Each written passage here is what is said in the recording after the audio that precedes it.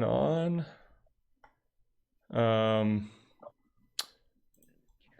Pull this up. And what we'll do,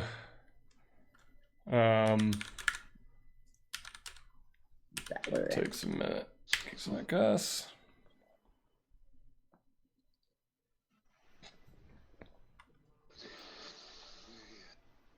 Okay, let's see here. Oh Lord, it's gonna be the tag one.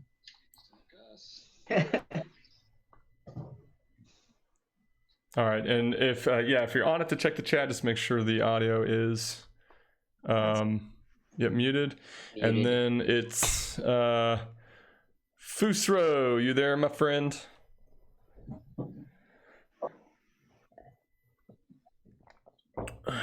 He was a little while ago. Yeah. How am I sounding?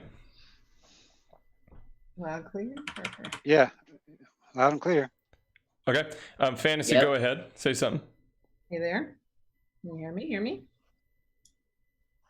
How did Fantasy sound? Great. Okay. Hey, Obo Lauren. Okay. AJ, Alan, you go ahead and say something. All right. Can you guys hear me? Yep. Yeah. All right. Fantasy might be a little louder. Okay. Fantasy, if there is a way to get the mic closer or change how much the mic input, increase that, go for it. If not, don't. It's okay. We'll see if we get that. Jerome, can you say something? Hello. How's Jerome sounding? Okay. So we'll try to bump up. Let me move this. Okay. We'll try to bump that. Hey, no dear. Oh, hey, Megs. All right, let's see. I'm going to keep that up as well so I can see how the stream's going a bit. And switch to that here. So, where is that? Here we go. Okay. All right. Hey, Potter. Good to see everybody. We'll maybe give a 10 people. We got a few. I think people you gotta get that like warm up. Good to see everybody. Does somebody have me not muted? Sorry, me trying to mess around with the sound. No worries. We always save the beginning for a little bit of tech. We'd rather get it out of the way and have everyone clearly heard than figure out, halfway through a poignant point. Yeah. Yeah, I did that the other day. I found out there was like 20 minutes of footage we did the other day where the microphones weren't on, so I had to go re-edit it. Oh, that's so funny. Thank you, Noah. That's frustrating. Oh my gosh. We had a stream that happened. Dr. Daniels did an entire stream for like 2.5 hours with like the audio delayed, so we're gonna have to re-record the whole thing. I know, it's like very frustrating. All right. Any changes, Fantasy? Yeah. How does it sound now? I tried to make some changes, but I don't know. To me, it sounds way better. How's Fantasy sounding to everybody? Okay, you sound great. What was that, Jerome? Yeah, I can hear. Oh, I have on headphones, so I can hear very well. I can hear everybody. Perfect. I'm down for Jerome over here. Right. Well, thank you so much, everybody, for being here. Looks like we have a little over 20 people in the chat. Thank you so much for coming. We'll have some people come through. Today we have some experts in the field who I'm going to go one by one, but they'll introduce themselves. But we have experts in psychology, law enforcement, and gaming, as well as media production. And we're just going to take this time to kind of center the Black community voice on processing through the tragedy of George Floyd, and as well as the Black Lives Matter movement, both from a professional standpoint of these experts and personal. I will be sitting back a bit unless solicited, and we'll only moderate where need be, so that these voices can be heard much louder. Oh, hey, Listen Games, thanks for being here. And so with that being said, why don't we start with Dr. Fantasy Lozada? Maybe you can introduce yourself real quick. Hi, yes, great to be here. I'm Dr. Fantasy Lozada. I'm a developmental psychologist and a professor at Virginia Commonwealth University, and I study the intersections of race, culture, ethnicity, and emotion, and what that means for the emotional development of Black and Brown youth. Perfect. Dr. Jerome Anderson. Sure. Thanks for having me. I'm Dr. Jerome Anderson, otherwise known as Dr. J. It's my writing name and my online name. I am active duty with United States Public Health Services. I'm also prior Navy and prior law enforcement. I actually have a pretty huge background.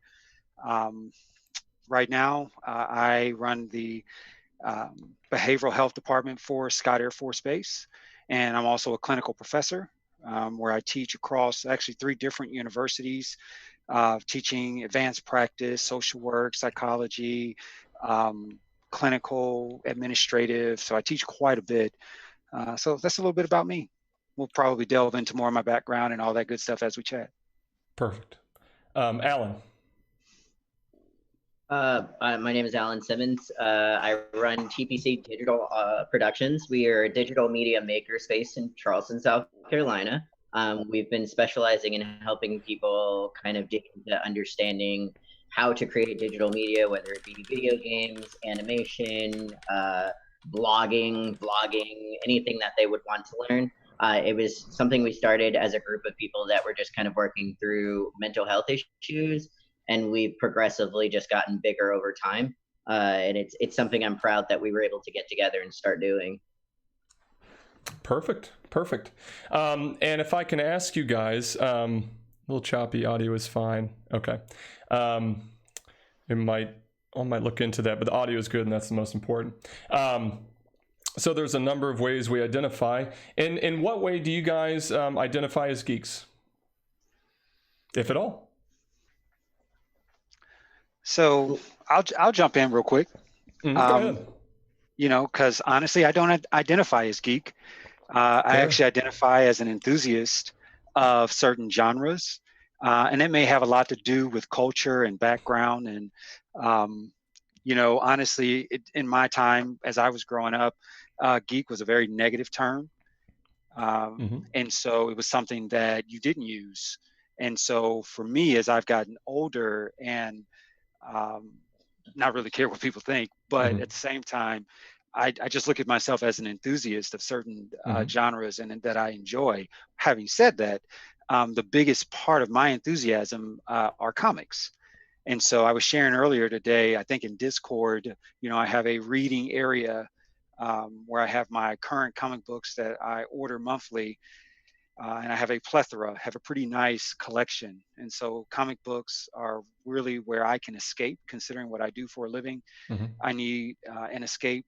And so I'm really big on comic books and cartoons. That's probably the other area for me, where I will definitely watch the Flintstones, or I am a fan of some of the more modern cartoons that are on right now, having to do with, let's see, what's on right now?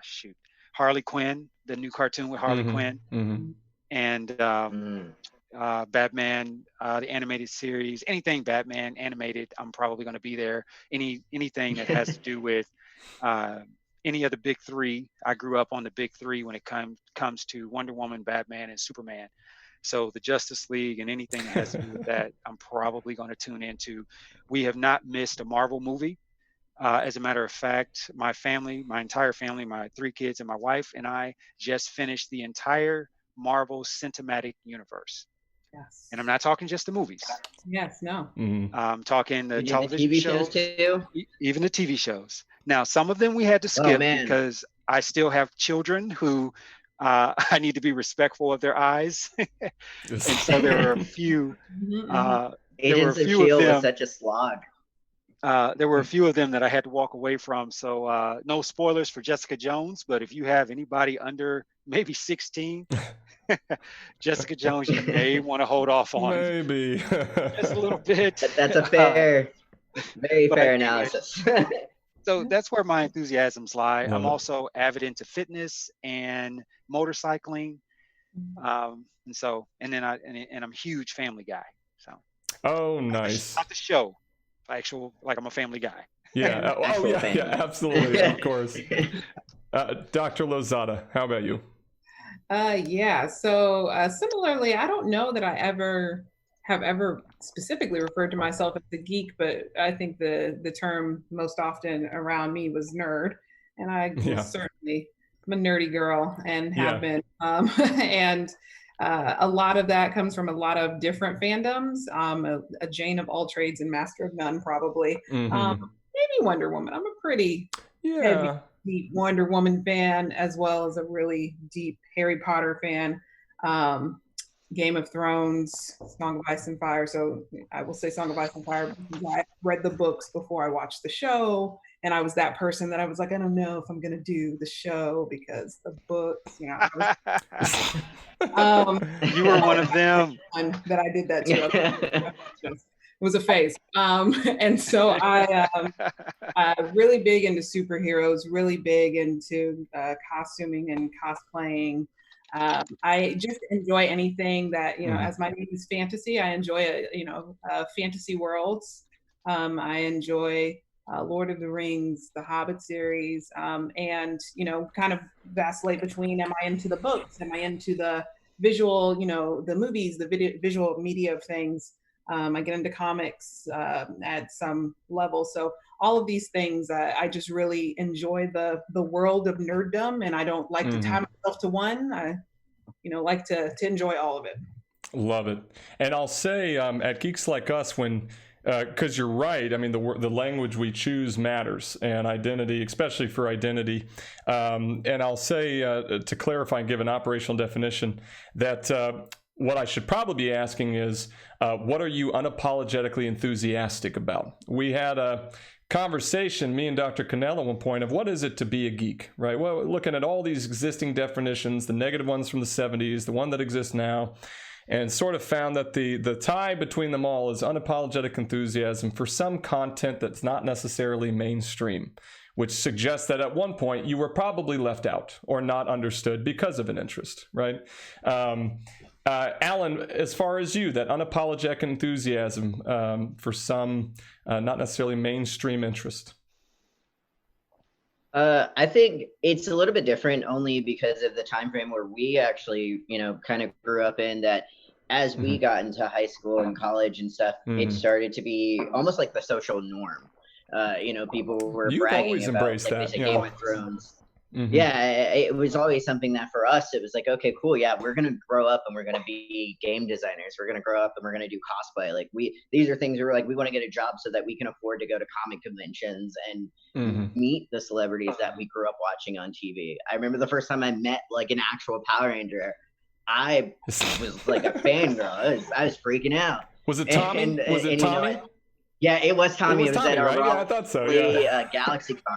That's right. I was freaking out. Yeah.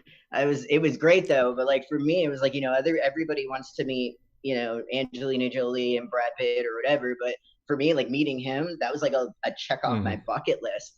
And it wasn't as difficult.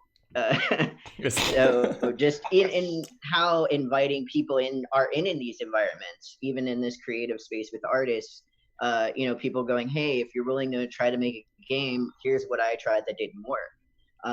We find other avenues to just encourage people to create, because maybe expressing it digitally is better than trying to say it out loud. Yeah. So I know for us and all of my friends, being a geek or being a nerd or being a gamer, a cosplayer, a computer gamer, whatever, it's been that ability to connect with people on a level that before was kind of frowned upon, but now has become a social norm, with everybody now living in social media. Now, like, for everybody else, it's new, but for gamers and everyone, it's just been what we've been doing our whole life. Right. Well, and that I love that. And that leads me to two questions. The first question is one that we would start with many panels, but that takes a very different turn given the current culture and state of affairs that we're in. How are you all doing? So I'll jump in. So this is a struggle, and I'm not going to sugarcoat. As a matter of fact, I just had a meeting before this meeting where I actually had to confront a group of my peers, my white peers, and confront's a strong word, but I had to bring attention to some situations that happened of some insensitivity that was going on inside our group. So I said earlier that I told you guys I ride motorcycles, and where I live is predominantly white, and not a lot of us, not a lot of African Americans are riding motorcycles out where I live. And so, you know, I want to play where I live, and so I ride motorcycles out here.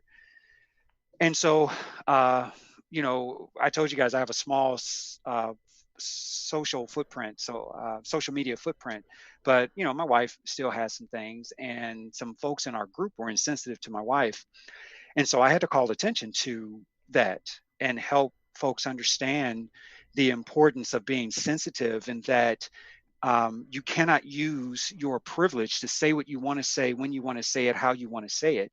That's not how it works. We need to be cognizant of what we say and who we say it to. And that's exactly what happened there.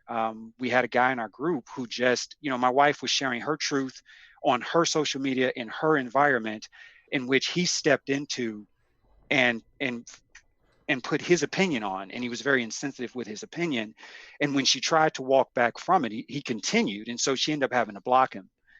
And you know, for me, you know, I got a problem with that, because we're supposed to be a part of a group, and I get very protective over my household, as anyone would, but you know, very protective over my wife. I've been married 21 years this year, and you know, Wow, my wife, congrats. thank you, we've been through, you know, life together and growing together. And so, you know, if anything pushes her one direction or another, I'm ready to step out and say, hey, what we got going on?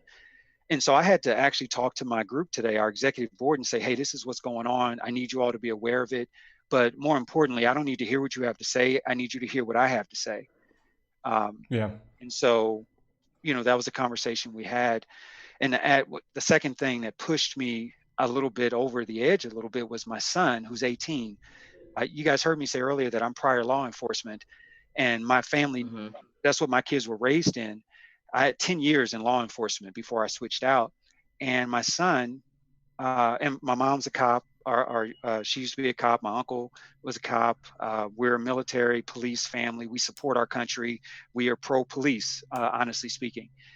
But my son came and said, Dad, should I be afraid of the police? That was heavy, you know, and it hurt. It hurt, you know, and, you know, I answered it and said no. And some of you, that's actually kind of how I got hooked up with you guys, with what do we call Geeks Like Us. Geeks Like Us. Thank you. Yep, you got it. I put out a video, and honestly, the video that I put out was not necessarily about educating people as much as it was about, I needed to channel my frustration, right? But I needed to find a constructive way to do it and be an example of a constructive way to let my frustration out. And that's why you know, that 2-minute and 20-second video was produced.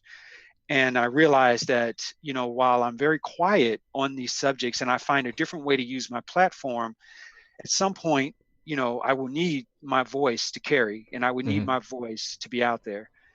And so I'm struggling right now. Yesterday was a hard day for me. And I don't have very many hard days, you know, with what we do. You know, we're helpers. We take care of people. You know, I see 10 to maybe 13 patients a day, dealing with behavioral health and mental health. And so I got to be on point with what I do. And I don't have very many bad days. And yesterday was rough. Yeah. Yesterday took its toll, honestly speaking. And so this whole time has been a little rough. And I'll add one more thing. And I don't want to take up, I don't know how much time we have, but I'm going to say it. So this is very familiar for me. In 2013, I was with a practice. So by the way, I'm in Missouri. In 2013, I had a practice in Ferguson that I literally watched burn to the ground after the killing of Michael Brown. So I know this touches me to some deeper depths. So think about it. I'm prior law enforcement, which means I'm pro-police, but we got police killing people. I was a part of, and I'm not going to call myself a victim, but I was a part of a negative situation where a building burned down, you know, so there's a connection. I'm Black. I'm raising a Black son. Now, mind you, and I'm going to say this matters, I'm 6'5". My son is 6'1". We're in shape. So, you know, we got muscles coming out, you know, so we're looked at as a threat. And I hate to say that.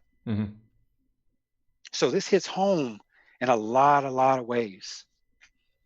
So right now it's rough for me. Understandable.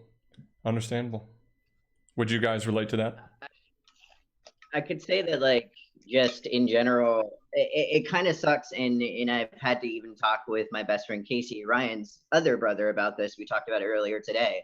Is my issue that I've been having is how a lot of people are kind of just going back to that place of like, oh man, I'm sorry, like as if it's something that just started yesterday. Like, we didn't wake up this morning and just so happen to be Black. Like, we've been Black our whole lives. This is what we've been looking at every day. We were always told we had to be smarter, faster, stronger, ready for the next thing that was going to come. All this did is a lot of people are now like, oh, well, wow, that's crazy. And it's like, yeah, no, this has been the same crazy that's been going on for the last, I've only been alive for 30 years. And every day it's a constant reminder of, hey, don't do certain things because it's not going to fall out the same way. Even living in South Carolina, where gun laws are relatively relaxed, the standard of like, oh, well, my coworker who is white can go outside with an AR-15 and everything's okay. But if I do the exact same thing, boy, do you know we're going to have an international incident. Right. Yeah, you know, I think that's true. I like how you put that, because if I can point out some a check that Dr. Anderson gave me when we're trying to do this, and they've all been very helpful in setting this up and making sure that this is an appropriate platform, is I had been asking, I hope it's okay if I share this, Dr. Absolutely. Anderson. I had been asking, hey, what's the best way to kind of get this started? I wanted to be in the background a bit. This is, you know, not my place to speak. And I had used the phrase, you know, what if I say, you know, this is not the time to speak, this is the time to listen to the Black community. He made a very good point of, it's always the time to listen to the Black community, right? And as much as this has, he sort of pointed out, as much as this has called it to the front and centered some attention, when these things aren't happening, you know, it's what I'm hearing is it's like you're not being heard. Is that a fair statement? Absolutely. Yeah, absolutely. Yeah, absolutely. Yeah. Jumping in, I mean, I'm not okay, and I haven't been okay for a really long time, because, you know, it's a friend of mine shared something that she had seen someone posted, and they said it was something like, you know, it's crazy that they think that all of this is for George Floyd, but we're still mourning Emmett Till. Right. And that was so powerful to me because that is the case, right? That is that you people are like, wow, well, you know, what's different about this moment? This moment actually isn't all that different. And it's just maybe people are hearing it differently, but it's just not all that different. And so, you know, it has been a long time coming, the rage, the anger, the sadness, the despair. It has been a long time coming. And it for damn sure was time to listen a long time ago. So if you hear us now, that's fine, but you need to recognize that you are so late to the conversation. Well, and Saltzgiver says this is similar to that point, says this is similar to social media argument between Black Lives Matter and people saying all lives matter.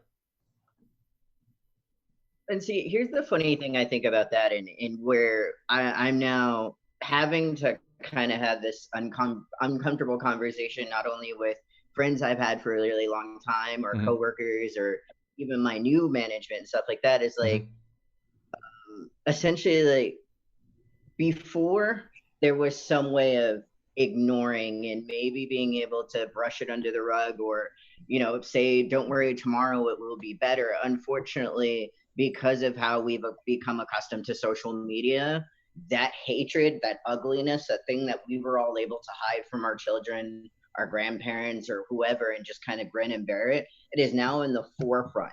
So now people are looking, you know, us, and they're like, yo, I want you to be careful. Like, I knew this was a problem, but now I know my neighbor does not like you, and I had no idea that they felt that way about you. Now I know this person that I spent all of my time with, that knows so much about me intimately, whether they be a friend or whatever, does not see me as an equal by the things that they're sharing on social media. Like Dr. Anderson said, like, people are, they're coming out of the woodworkers, and now you're having to go, okay, the uproar will die down, the response does not go away.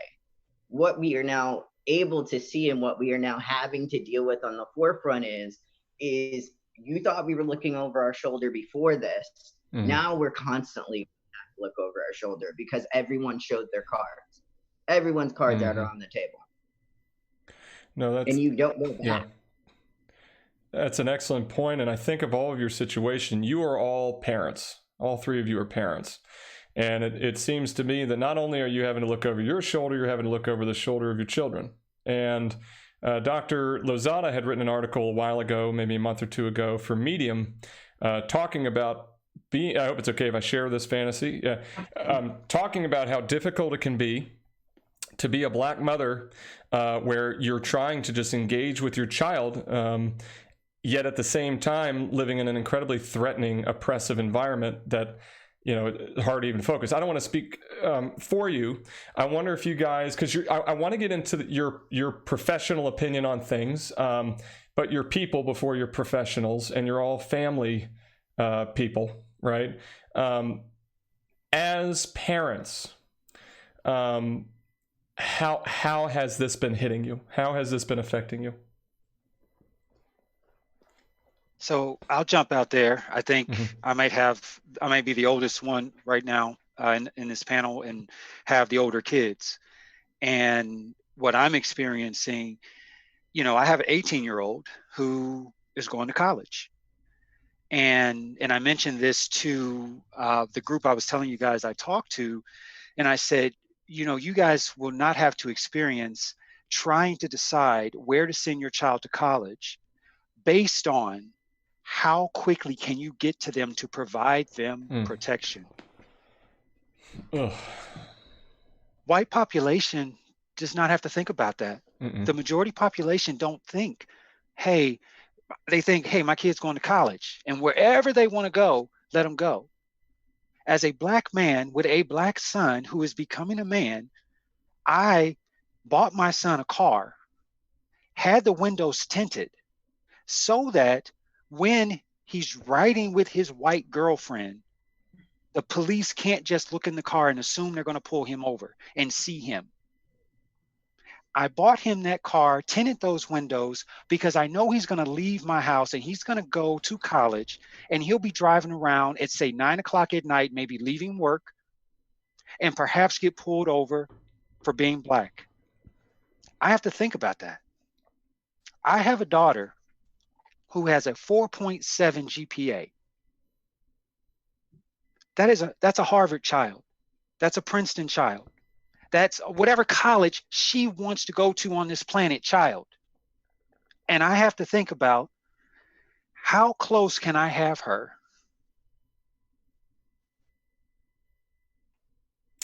I have another child who, that's going to be my lawyer, or she's going to be my judge. She has a voice, and she lets her voice be known. She gets pulled over by the police. She'll be respectful, but she's going to question. She'll be, I don't know if you guys saw that video of the state attorney that got pulled over in Florida. Yes. You Yeah. saw that video. Yes. Uh-huh.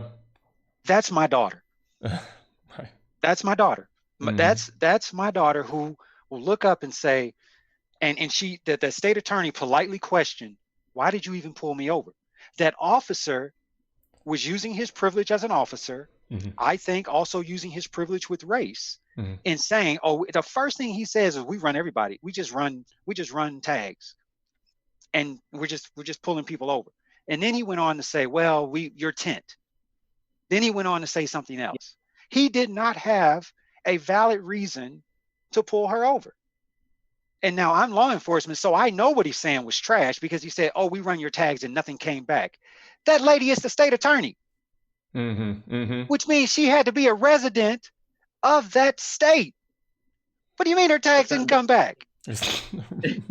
What are you talking about? Now, I'm sorry, I'm getting a little excited. No, But no, when you say, what do I have to think about as a parent? Right. These are the things that I have to consider. Right. Now, that's me. Now, let's not factor in my wife, who the other day said, sweetheart, they're going to be protesting out here at night. I don't know if I think our son needs to change his schedule so he doesn't have to work at night. Mm. Do you hear what I That's just a said? reality. Mm-hmm. It is a scarce one. Even my job has been like, hey, so there's a 6 o'clock curfew in Charleston. We work from 11 to 6. They were like, go home at 3. Don't be out past this time, because something might not happen, but we'd rather not put you in a situation where something can happen. And I was just like, I don't even, like, I'm not upset with you, but at the same time, I'm upset that you even have to tell me that you guys have to be in fear of my life over simply just wanting to live a regular life. Like, Right. that is Black people, Black folks, they have to move through this world different. And then when you're a Black parent, then you have to debate with yourself the ways in which you're going to teach your kids to move different in this world. Because on the one hand, I mean, so we have a son, he's 8 months old, light of our entire life, right? At the very beginning of his life. And I have to look at his behaviors. He's so inquisitive. He's already so willful. I mean, he's an 8-month-old, right? Like he's all these things that I delight in, but I have to second guess what that is going to mean for his future, for his safety, for him to be an inquisitive child, for him to be an active child. Everyone else gets to raise their kids and marvel at things, and I have to worry that my child being inquisitive and active and willful will make it so that he cannot come home, that he will not come home.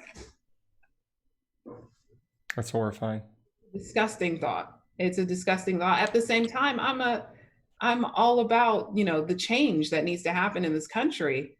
The revolution that needs to happen in this country. I'm trying to raise a free Black child, but I also have to worry about his safety, and that if I raise him to speak out, if I raise him to push against oppressive systems, that puts there's a target on him.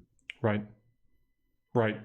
No, I was able to say something to my son today that I recognize you have never been able to say, and I hope in the future you can say. But we were having a discussion with our children about what's going on. I have a 5-year-old daughter and I have a 7-year-old boy. And, you know, we were talking, they have a lot of Black friends, and we were talking about what is going on and how it affects their friends and how it likely does. And, you know, we were essentially saying it's not as safe. They're at risk. There are people who will assume they're bad children because simply their skin is darker than yours. I'm talking to my children. And they're getting nervous, understandably so. They're worried about their friends, Brooke and Jamar, and they're worried about their well-being. And then because they're children, my son asks me, do we have to worry? And I said, nope. I could very, very confidently say, you know, not as much to my daughter, but she's 5, so I'm not going to go into being a woman yet, but that is a conversation down the road. But to my son, in the very least, I said, no, you don't. And man, were they struggling to wrap their heads around how unfair that is and why in the world that would be the case. And when I said that, I recognized none of you all have ever been able to, and perhaps, God forbid, we'll never be able to say that to your children. If I can ask you, Fantasy, you've done a lot of work on the development of children, especially among minorities. With everything going on with other Black parents, what can they do to, for a lack of a better word, safeguard their children to the best extent they can? How do they help them understand this? What can parents do right now of Black children? Black parents have been doing this a long time. Mm-hmm, I can, mm-hmm. the research on racial socialization, this is what we call the ways that parents talk to their kids about race. There's a very long history of that in psychology and Black psychology in particular, 40, 50 years of Black parents and the ways that they are telling their children how they have to negotiate this racist society. And so now, of course, Black people are not a monolith. Not all Black people have been thinking about these issues in the same way. There are plenty of Black people who their response to racism is sometimes to try to distance themselves from other Black people. It's the nature of what happens in a racist system. There are Black parents who are silent about race because they think that will be protective for their children. All Black parents are trying to raise their kids the best that they can. But what the research says with regard to the ways that you're talking to your kids about race and their later outcomes is that you have to have the conversation so that when youth do not receive messages that prepare them for the possibility of discrimination in their future, it is detrimental for their health, psychological well-being outcomes, particularly when they do experience discrimination later on in life. So if they have not been prepared, if we have not talked about it clearly and called it out what it is, when they do experience racial discrimination, that leads to things like internalizing and depression. Mm-hmm. And as you can imagine, it's partly because they are not understanding that the treatment that they are experiencing is actually not about them. So they internalize that because they don't understand that it's racism, it's discrimination, it's about the other person. And so when Black youth do not get those messages at home about the possibility of discrimination or what to do during a discriminatory experience, that does lead to worse outcomes. But you can't also just give that type of message. You can't just say, be on the lookout, be prepared, be scared, behind you at all times, move a certain way because you're Black.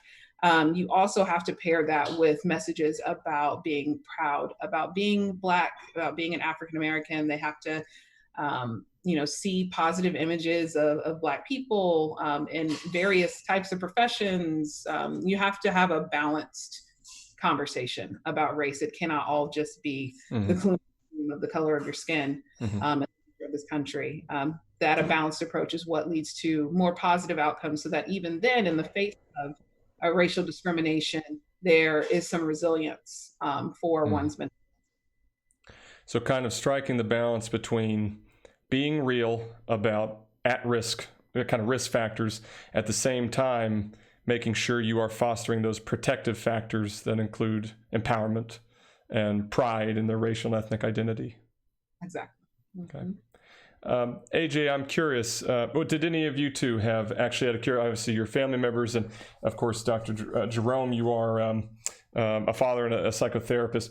As far as being fathers or being professionals, what else can be done for parents to try to help their children in these moments?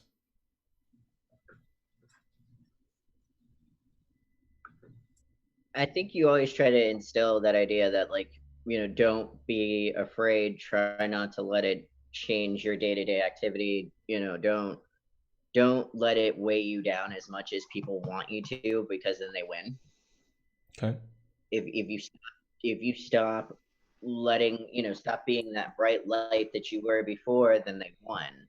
The hardest part, like I said, for everyone in this is how do we rebuild and how do we come back? Because now it is a matter of, okay, Now I know that it's a lot more than just one or two people. There are a lot of people that you now have to go back and say, okay, this person, I might not necessarily leave them around my child anymore because they're not a great person. They don't have my children's best interest in mind. I've seen, like he said in their group messages, he's seen some of the things they say, and now you kind of, everyone in these communities is having to go back and say, wow, okay, the way we thought we were able to do this was completely wrong, and now we need to re-strategize and make sure that we're prepared for what's going to come next. What to expect from the media, what to expect from the people around them. It is now a matter of re-strategy, because they'll hear a bunch of people say, well, I don't understand why people can't be peacefully protesting, segregation or racism, whatever. And for newer generations, it's harder for them to kind of go back and pull the, well, hold on, here's this history card. They're not so kept up to what we are, as far as like, hey, no, these are the times where people were very peaceful, where people were ready to talk, and then it escalated to this point. Teaching that nonviolence is important, but also trying to get to a point of understanding that you can speak your mind and do what you have to do and do what's best to get our message out without being a part of the problem. You can be a solution and also not be a part of the problem by the rioting, in a sense, where they're like, oh well, it had to get to this point. It is still a criminal activity at the end of the day. It does not necessarily help any situation. It doesn't make anyone who has to go do their regular day-to-day life feel any better. So informing people, and even your children, like, hey, people are going to get violent, people are going to do certain things. That's not necessarily the right way to do it. It's not necessarily how they should be going about it, but it is something that they are passionate about. And if you properly educate them on history, it is something that unfortunately has happened all through history. People protested, and then as soon as regular protesting stopped working, rioting and war started. They protested, they protested in France for equal treatment. Nothing happened, and then you got the French Revolution. They protested all of these movements where people wanted equal rights and the same effect. And unfortunately, through history, those people didn't get that until they escalated to other tactics. And that's the sad part, is because we then have to now, as a younger and an older generation, remind ourselves that we don't want to get to that point where we are now turning America into a battleground. And it went from, okay, let's simply say, hey, don't do anything crazy for anyone to think that you're going to do something wrong, to now people are going to think you're doing something wrong even if you aren't doing something wrong, 4 times more likely than they were before. So teaching our children and teaching younger members of the Black community to kind of still act with tact is going to be very important going forward. I appreciate you sharing that perspective. Fantasy, Jerome, do you have thoughts on that? So, to answer the last part of your question, professionally, when I'm working with my patients, all patients, but specifically when I'm working with African-American patients who are dealing with the trauma from this, and they say, I don't want to expose my kids to this, but I know I need to talk to them about it. And they oftentimes ask, well, when is the right time? And often, and this is what we practice in our home, is the right time is being prepared for any moment that may occur so that you're ready to have those conversations. And so I can tell you in my personal life, a poignant moment, this was several years ago now, was Trayvon Martin. So when Trayvon Martin was killed, that was the time where, and unfortunately, I felt forced because I hadn't had those hard conversations with my son just yet. We lived in rural Missouri. We lived a very sheltered life for them. Now, I'm from the inner cities of St. Louis. I'm from the crack age. I'm a kid of the 70s into the 80s. And gangs were a big deal. There was a lot going on. There was overt racism. There was the image that, I don't know if some of you know this, if a Black guy had a car or if a Black guy had a pager, If you had on certain kinds of shoes, you were automatically deemed something. That's where I came from. And I didn't want to give my son that. I didn't want to pass on my issues to him. So my guidance to families are be ready to have the conversations because they can occur at any time, and be ready when you are possibly forced to have the conversation. So in my house, we were forced to have the conversation because of what happened with Trayvon Martin. And my son could walk to school and he could wear a hoodie. For whatever reason at that time, hoodies were the thing, right? And we had to have these conversations. And so professionally, this is kind of how I guide families. And I talk to them about educating themselves about what's going on. Do not stick your head in the sand about what's going on. Do not be blinded by the quiet. We had some great years with Obama in office, meaning that a lot of rhetoric was quieted. However, we still needed to be aware that there are systematic issues. Now, let me say, however, again, we don't need to walk around with a chip on our shoulder. And I'm speaking to African American population or people of color. Let's not walk around with a chip on your shoulder, ready to fight every time you may feel a certain way or a glare. That's hard to do, especially depending on your lived experience. That was hard for me not to pass on to my kids what I struggle with and my issues. Again, at the time that I was raised, I'm probably one of the last, what we would consider one of the last generations that really felt the civil rights movement. It was still very fresh when I was growing up. Remember, civil rights movement, it was 64 and I was born in the 70s. And so you're talking still, how long does it take implementation of policy to kick in? I was a part of the desegregation process that was happening in St. Louis. And I actually refused to be a part of it. That's a different conversation. But how now not to give that to my kids. And so I try to teach and I try to educate my patients and my students when I'm teaching them working with their patients on how to deal with your own stuff. So I would say to parents, let's get you dealing with your own stuff that you are struggling with when it comes to racism, when it comes to classism, when it comes to all the isms that you may have experienced, so that you're prepared to give a message and guidance to your kids to help them move forward, to help them enjoy their life and help them be a part of society and feel like they have a place in society. I think we run a very tight rope with being so angry that we miss that we still have a place in this society, and our anger can separate us from this society. We can go to work angry, we can play angry, we can socialize angry, and that's really separating us. And it causes a little bit more divide, in my opinion, psychological divide, in my opinion. And so, having said that, I have to practice, and I got to work on me. And I do work on me, right? I do work on making sure that my issues that I had are under control, so that when I talk to my son and my daughters, we're within a healthy place for them, so they can still stay a part of this society that they will be in. At the end of the day, this country is still a great country. We have bad people in it. There's no doubt. But this country is still a great country. And we have a lot of work to do to make it better.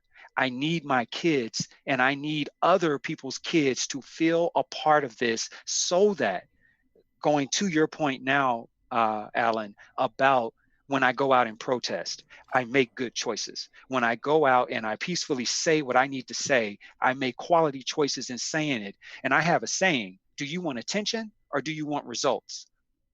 Right now, the violence and the rioting gets us attention. It doesn't get the results we need. And so if I educate my kids and help them understand that you need results, so your voice has to carry weight. So let's do it this way. Well, we can't do that if the parents aren't taking care of their stuff first, to get themselves where they need to be, so that those kids can be where they need to be. I think you both said some really important things that I'd like to take a quick minute to respond to. One thing is that I will say that there are multiple ways to get a message heard. And I'm not condoning violence. I'm not condoning looting. I'm not condoning breaking the law in any kind of way. And it is true that these acts right now are getting attention and may not get results. But sometimes you also need to get attention. So somebody can start, so somebody is willing to recognize that what you have to say may be important enough. So as a researcher of emotions, I believe that emotions have all kinds of functionality. And there are absolutely so many ways that emotions can be detracting and distracting from what we need to be doing, business at hand, but emotions can also be incredibly motivating and incredibly focusing also. And so I think I wanted to say that that it's important to know that sometimes voices get very loud, very angry, because they just have not been heard, and you have to respect that there was a process that led to that, and you need to pay attention to that. Also, Well said. thank you. Also about parents being ready to have that conversation. Sometimes you're forced into the conversation you did not intend to have. You're forced into the conversation with your third grade child that you thought it was too early to have this conversation. And I had many stories retold to me from Black parents of third grade children who were saying, I didn't think we were going to talk about race so early, but in kindergarten, there was a particular incident and we had to talk about it, right? And so there will not be the pre-prescribed, like this is the right time. You can be prepared to talk about it when it comes up, or you can get in front of it and talk about it ahead of time. And parents have to work with their own stuff, as you're saying, to be able to make that decision for themselves. Of, am I going to talk about it before something actually happens, or am I going to talk about it when it happens? And if you haven't worked through your own feelings, emotions, coping with your own experiences, that's going to get in the way of how you deliver that message to your children. But it's important that you have the conversations, and it's a mistake to think that they are too young. On it. A lot of research points to the fact that very young children pick up on the nonverbals. Absolutely. Right? They pick up on the value systems. You haven't even said it, but they know that the white baby doll is the one that is the good baby doll, the baby doll, the one that is the pretty baby doll, right? You haven't said it explicitly, but they understand that there's something to be a little uncomfortable about when you're around someone who doesn't look like you. And you may not be recognizing that you're putting that out there to your children. And so that's why it's important that you have an active conversation, not a passive one. Don't just assume that because you didn't say anything negative about those people that didn't look like you can explicitly say it, that they didn't hear it in some other way. That's for white parents, that's for Black parents, it's for all parents. To not have an explicit conversation about race is a mistake on both sides. Yeah. No, hey, can I jump in real quick? Please, of course. Let me add to what can I call you Fantasy? Is that okay? What Fantasy is saying, and what I would echo in what she's saying as far as what you talk about and what you allow to be said. Let me go a step further and say what you talk about at your kitchen table is what the value system is going to be. So sometimes we give two different messages and we think that our kids are going to be able to divide those messages. So you may be at your kitchen table and you're cussing out the TV and you're saying racist things in your home, but then you say to your child when it's time to go out, now this is how we behave and this is how we do things. No, the message that's getting across is the message that comes with emotion, is the message that comes with consistency. So if you were consistently emotional about racist issues and consistently in an uproar and negative in how you address a population, that's what your kids are going to walk away with. You can say in your nice, calm voice when we put on our church clothes, make sure we behave this way. But honestly, what is happening at that kitchen table in those four walls is really what's going to come out. And that honestly is what's going to guide those kids. And that's in all households, by the way. So that's not, me speaking to white families or me speaking to Black families. That's all families. That's how we learn. The things that we allow to occur in the home is what's going to transpire outside the home. And so we have to be very cognizant of our conversation when we are in our most relaxed place. And I know this is a heavy burden, but I'm saying it because we have a heavy burden right now, or period. We have a racist culture that is consistent. And so we have to be at home trying to figure this out as well. And I'm sorry to put that burden out there. I know a lot of people say, well, when am I off? So I don't know. Right. When am I off? I don't know. But I will tell you, I promise you that you will be walking away with, your kids will be walking away with this image of what you put out there. So just make sure to have that, be honest and lived in your lived reality. Be honest about it in your lived reality, not just your voiced reality. Those are fantastic points. If I were to summarize a little bit of the last few comments, is one, you're sort of saying, Dr. Anderson, that social modeling and social learning, this idea of what we do is the greatest message we can send to our children. We have to kind of have our actions match our word and our values and our beliefs, and we have to be consistent. And also something you and Fantasy have mentioned, Dr. Lozada have mentioned, is that in an ideal world, wouldn't necessarily have to have a race conversation until later. But in our real world, you had mentioned Jerome Trayvon Martin had forced your hand. Dr. Lozada, you're saying, I mean, the moment they go to a toy store, it's like, this is forcing my hand. I have to have this conversation, or I'm implicitly enabling this idea that white is better, Black is not. Is that kind of a fair summary of those points? Sure. Yeah, I said that. Yes. Yeah. Alan, do you have any thoughts on that? It's like what is really scary about this, and I think this just comes from being an IT person and understanding how many people allow social media to raise their children over like actually having these conversations is a real problem right now, because there are a bunch of people that don't pay attention on what their kids are watching on YouTube or what they're following on Facebook or whatever. So them saying, oh, we're not going to have this conversation, or I can avoid having this conversation. They're then getting that information from an outside source. And by the time their parents get to it, it's kind of too late already. They've already, been given the wrong information, and it's almost harder for them to go back and then readjust that and go, wait, that wasn't what I wanted you to learn from that. And that's a scary reality of just how people have, kind of left those hard conversations to social media and digital media as a whole, so that they can kind of squeeze out of not having that uncomfortable conversation. I was just asked in the chat, or it was asked a little bit ago about, thinking about how do we navigate or kind of parent around media literacy with children. And the internet is an incredibly racist place. Don't know if but, it is. It is a window into the hearts and minds of people who are walking among us and have some very specific thoughts and beliefs.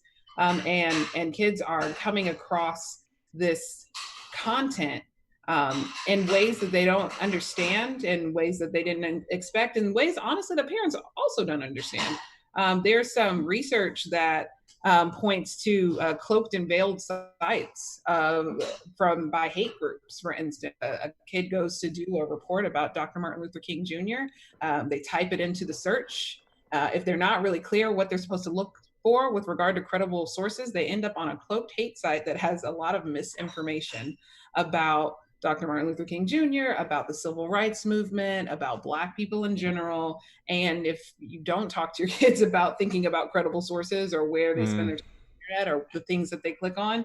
I mean, they're being taught right there a whole slew of misinformation about one of the greatest leaders of our time. So, and that's a very mild example of how the internet is racist. There are a slew of racist memes that are shared on kids' social media feeds daily. There are when kids log in to play games with others online, they are called the N-word. They are called a slew of racial slurs. My husband stopped playing Madden online with the headset on because they would hear his voice and they'd say, "I bet you're an N-word. I bet you're this and that," and can assault him, right? And this is what kids are experiencing. They may not be coming to you with that. You need to understand what's out there. You need to understand what kids might be experiencing and coming up with, because it is shaping their experiences and shaping their thoughts and beliefs. Well, if I can ask go ahead, please. And I wanted to address that question as well. There was a question in the chat that Fantasy just addressed, which is, how do you start to educate your kids on social media? And so again, I'll go to when I'm working with patients, and what I would also look at as, I would even change it around and say psychologically, when are kids ready to engage? And so one of the things that I talk to parents about is the maturity of a child, but not the maturity that we perceive, the developmental appropriateness of maturity. Some of that, and I don't want to get too technical, but the developmental appropriateness of a child sometimes needs to be dictated versus just allowed. So let me explain that. You, as a parent, will dictate when your child can, let's say, date. Or you will dictate when your child can have a car. You will dictate when your child can do certain things. That has a lot to do with the internet and all this social media.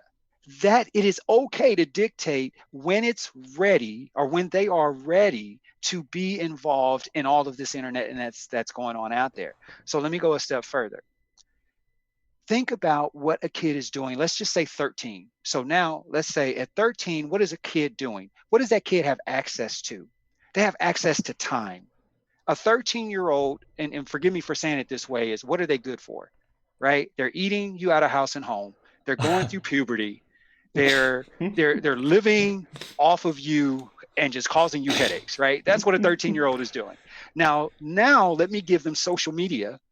And let me give them Facebook, let me give them Instagram, let me give them all these places that there's no controls. And now they can have all this time to absorb this data, and it starts to map the brain. It starts to map how they see life and what they do. Now let me go a step further. We as parents cannot protect on the other side of the internet. We can't protect what's on the other side of the line. And so as a parent, you have to look at this and say, I have to be able to protect you. So when I can no longer protect you, I have to be able to trust you to protect yourself.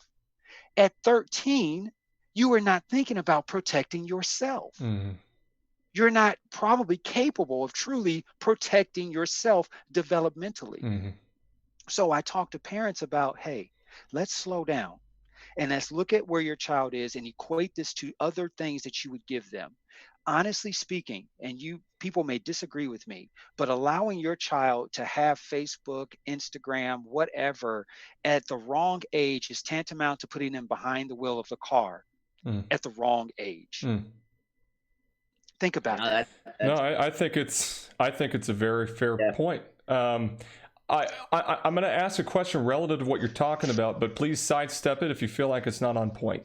No, go ahead. It reminds me of a study done in 2010 about sex education, and they had polled kids across the nation, asking where do you get your information, the majority of your information from, and the primary ways children get their information is either friends, family, or media, and it went in the order of media, friends, and family. It's essentially the blind leading the blind, the most knowledgeable, the last to ask, and that a big mediating variable in that was the vulnerability of the topic, the comfort level of, can I talk about this with people? And so they pursue it. Now, I sort of think about that in regards to what you all are saying and trying to figure out what it is to be a black male or a black female in society. And some have, I hope that you all had families that really were empowering, like Dr. Lozada is saying is needed. I know, Alan, you and I have friends where those families were not educated enough to do that. They didn't have the privilege of being raised in an environment where they knew that was important to do. So their kids simply didn't get that in the home. And I sort of think to myself, we have this new massive form of medium, well, not new, progressing form of media of video games. It's something we deal with psychology of video games all the time. It's one of GLU's biggest things. And Fantasy, you had just mentioned something with your husband about, I think you said Madden, right? Yep. And that is a place where most social maintenance occurs for teen boys. Dr. Anderson, you had mentioned that you can't control the other side. How in the world, given that the most interactive medium for teen boys in particular is video games, how in the world can that be navigated as whether you are a teen or a parent of a teen in the Black community? That's such a loaded question. It's unfair. I know. It's. I know. Honestly. So, and that kind of goes with the question that was in the chat. That asked, what are there any online resources or something to help spur this conversation? I have to say I am not aware of any online resources that I can give right now. So I just want to make sure we don't miss that question. But that's just me. So I know we got an IT guy here. He may have some of those and maybe Fantasy. But to start to answer that question again, I think we really have to educate what is on the other side of the internet and that it's a real threat. We don't look at the internet as a true threat. We're getting there. Right. We look at it as a tool. And so when we look at it and we really look at this as, look at what we're doing. When Corona hit, what was the first thing we did, right? It's this huge tool. Everybody went online. From, from kindergarten up to the executive boardroom, everybody went online. And it's a great tool. But for the appropriateness of wherever your kid is, you're going to have to assess the threat. And I think that goes beyond race, by the way. But more specifically, because there are predators on the other side of the internet line, you do have to educate your kids, and if they're kids of color, that you may walk into something even more threatening.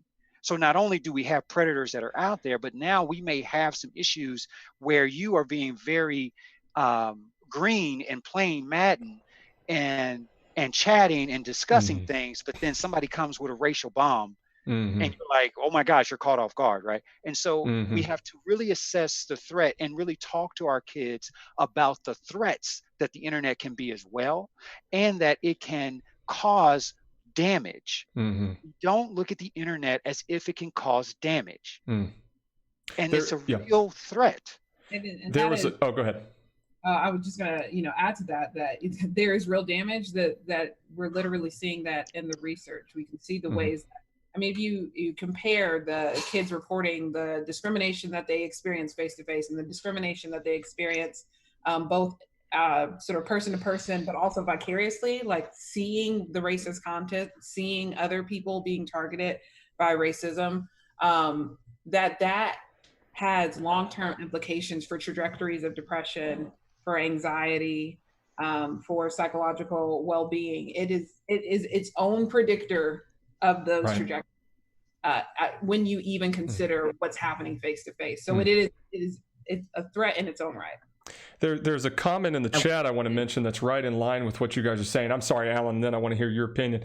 The comment in the chat is by Antonia Queen Scribe, who says, and it's to your points, the people who dwell in the rabbit holes of hate on the internet are counting on you, turning your kids loose on the internet without protecting them. Mhm. Yes. I think that was really well put, Antonia. I mean, and I think that's directly in line with what you both were saying. And we have another by Cole Sparks, and this was one that was happening related to video games, which, Alan, I would love for you to comment on in a little bit about representation. What's that? The bias in video games. Yes, and we have a comment that's got some levity to it, much needed levity, but also spot on by Cole Sparks. Yeah, I've looked. There's not enough characters of dwarves of color, as goofy as that phrase sounds. It's so disappointing. I've decided all the NPCs that are humanoid will be people of color, but that we. Again, Fantasy, you had mentioned that even little implicit things. What's that? Why do you keep doing that? Oh, I had another colleague, Dr. Charity Griffin, who I was chatting to. The NPCs were humanoid. Okay, but that these implicit things that can have such a massive impact. And to your point, Dr. Anderson, there is a resource regarding video games and online content a little bit for general families. You made a very good point. It's not just people of color. It's just youth in general are vulnerable. And the video game debate and the up-and-coming video game debate, too, by Dr. Rachel Cowart, an incredible person, an incredible author.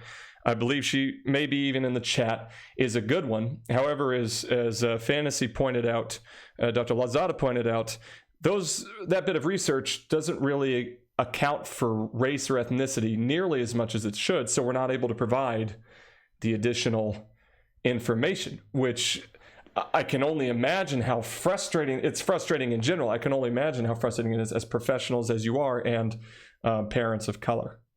I can certainly, after the stream, share a few resources I can't. Please. Quote them off the top of my head, but there's been some sort of leaps and bounds in the research of thinking about online racism that I'd love to share with you all. That would be amazing. If you want to type that in the chat, or if you want to provide it to me later for when it's on YouTube. Alan, you were going to say something, and again, you work right now in largely in the gaming community and media content. What are your thoughts on all this? It was going back to Cole Sparks' comments as far as how do you handle racial bias in video games and in, I guess, digital media as a whole. The best thing I could tell you is to stop looking at it as a sense that you can't overcome it. We are currently living at a time where technology has surpassed where it was when we were younger. So what we've been striving to do is everything that people are learning as far as game design, writing, like all this stuff, if you want to change how it looks, change it yourself. Don't expect other people to do it for you. There are character creators. There are ways you can write stories, like you said, making NPCs, people of color, or whatever. Like, you can't count on the industry. The industry is a part of the bigger problem. So going, oh, well, hopefully we can dig through something that counts on that. No, start showing your children how to create those things. If you want them to be able to have that, make it. Show them how to be creators and developers, and to kind of bridge out on that ability to not go, well, we've had it for so long, there's no way of getting out of it. Teach them how to develop characters that don't relate to race, but if they would like to, help them do the research. Make sure that they understand, what they're wanting to look into. Racial bias in the game community is awful. It is staggeringly awful. And I think it's something that we have had to all sit down and talk about at one point or another, as far as when it came to getting jobs in that industry and knowing just as much as the next person, but that not being heard or looked at. So there is no way that you're going to positively get in front of attacking racial bias in I guess you would call the nerd culture, outside of just saying, you know what, it's not there, so let's make it. Yeah, honestly, I'm not cool with just accepting that the NPCs, the non-player characters, are going to be people of color. Like, I can't be a person of color in the game. Like, what is that? Well, and I want to add to what Alan is saying, and I want to take that a little bit further. and let me bring it to the race issue of exposure. So here we are in a time where video games is a thing, right? It's like you can actually have a career here. For sure. And so it's probably at a point now where we can say, you know what, let's orchestrate similarly to how we orchestrate other professions. Let's orchestrate our kids having opportunities to learn about gaming, to learn about programming and coding and the development so they can get those jobs and be in the rooms to help create the characters. So, you know, that's one of those things where we need to have exposure. And again, to bring it back to differences in race, you know, again, I spoke earlier about not being identified as a geek. Well, honestly, when I was growing up, to be identified as a geek meant that you were a white, weak person. Right. And that's what you did not want to be associated with. And so a Black kid who may identify with enjoying geekdom, not the negative thing I just said, but who just may identify with it, is now going to shy away from it and not engage in something that they may be naturally talented at. You know, they may be, that's the person. You know, I hear my kids say certain things and I'm blown away by some of those things. And so my brain says, I need to cultivate that, right? I need to do something to cultivate what that is and how to get them involved in it. So we are at a time now where this is a real thing. I mean, these folks, I mean, it's even being considered a sport. It's being considered an Olympic sport. Wow. Right? So with that, let's get our kids open to these things. Let's step out of some of the boxes. However, we need people in places of power to be understanding, to open the door for everybody. Now, to open the door for everyone. Absolutely. You know, we have a question I want to hit in the chat in a minute, but I feel like this question is incredibly relevant to you all. Alan, you were talking about, you know, you basically need to force your way into the gaming community. It reminds, and that really in general, there needs to be POC representation in all of these domains to truly realize change. And you used the word force, I believe, which resonated, this idea that it's not going to be easy. It's not going to come natural. You are going to have to make your way and shoulder in. It reminds me of an article that came out a bit ago about Black game designers in the gaming industry and the particular difficulties they've experienced. You have forced your way into media marketing. Dr. Anderson, you had forced yourself into a number of domains: psychotherapy, law enforcement, and so on. Dr. Fantasy Lozada, you have forced your way into academia and had not nearly the friction that privileged groups would have. What advice would you give for those who might be losing hope that they can do that? To help guide them into how they can force their way into these domains? The best thing I can tell anyone, and it's what I tell everybody that I've been working with recently, is in any career field, whether it be digital media, what you guys do, you only get what you put into it. So if you want it to be the next best thing, if you want it to be the revolution, if you want it to change how people see, then you're going to have to put that much fight and energy into what you're doing and making sure that it gets across to the right people.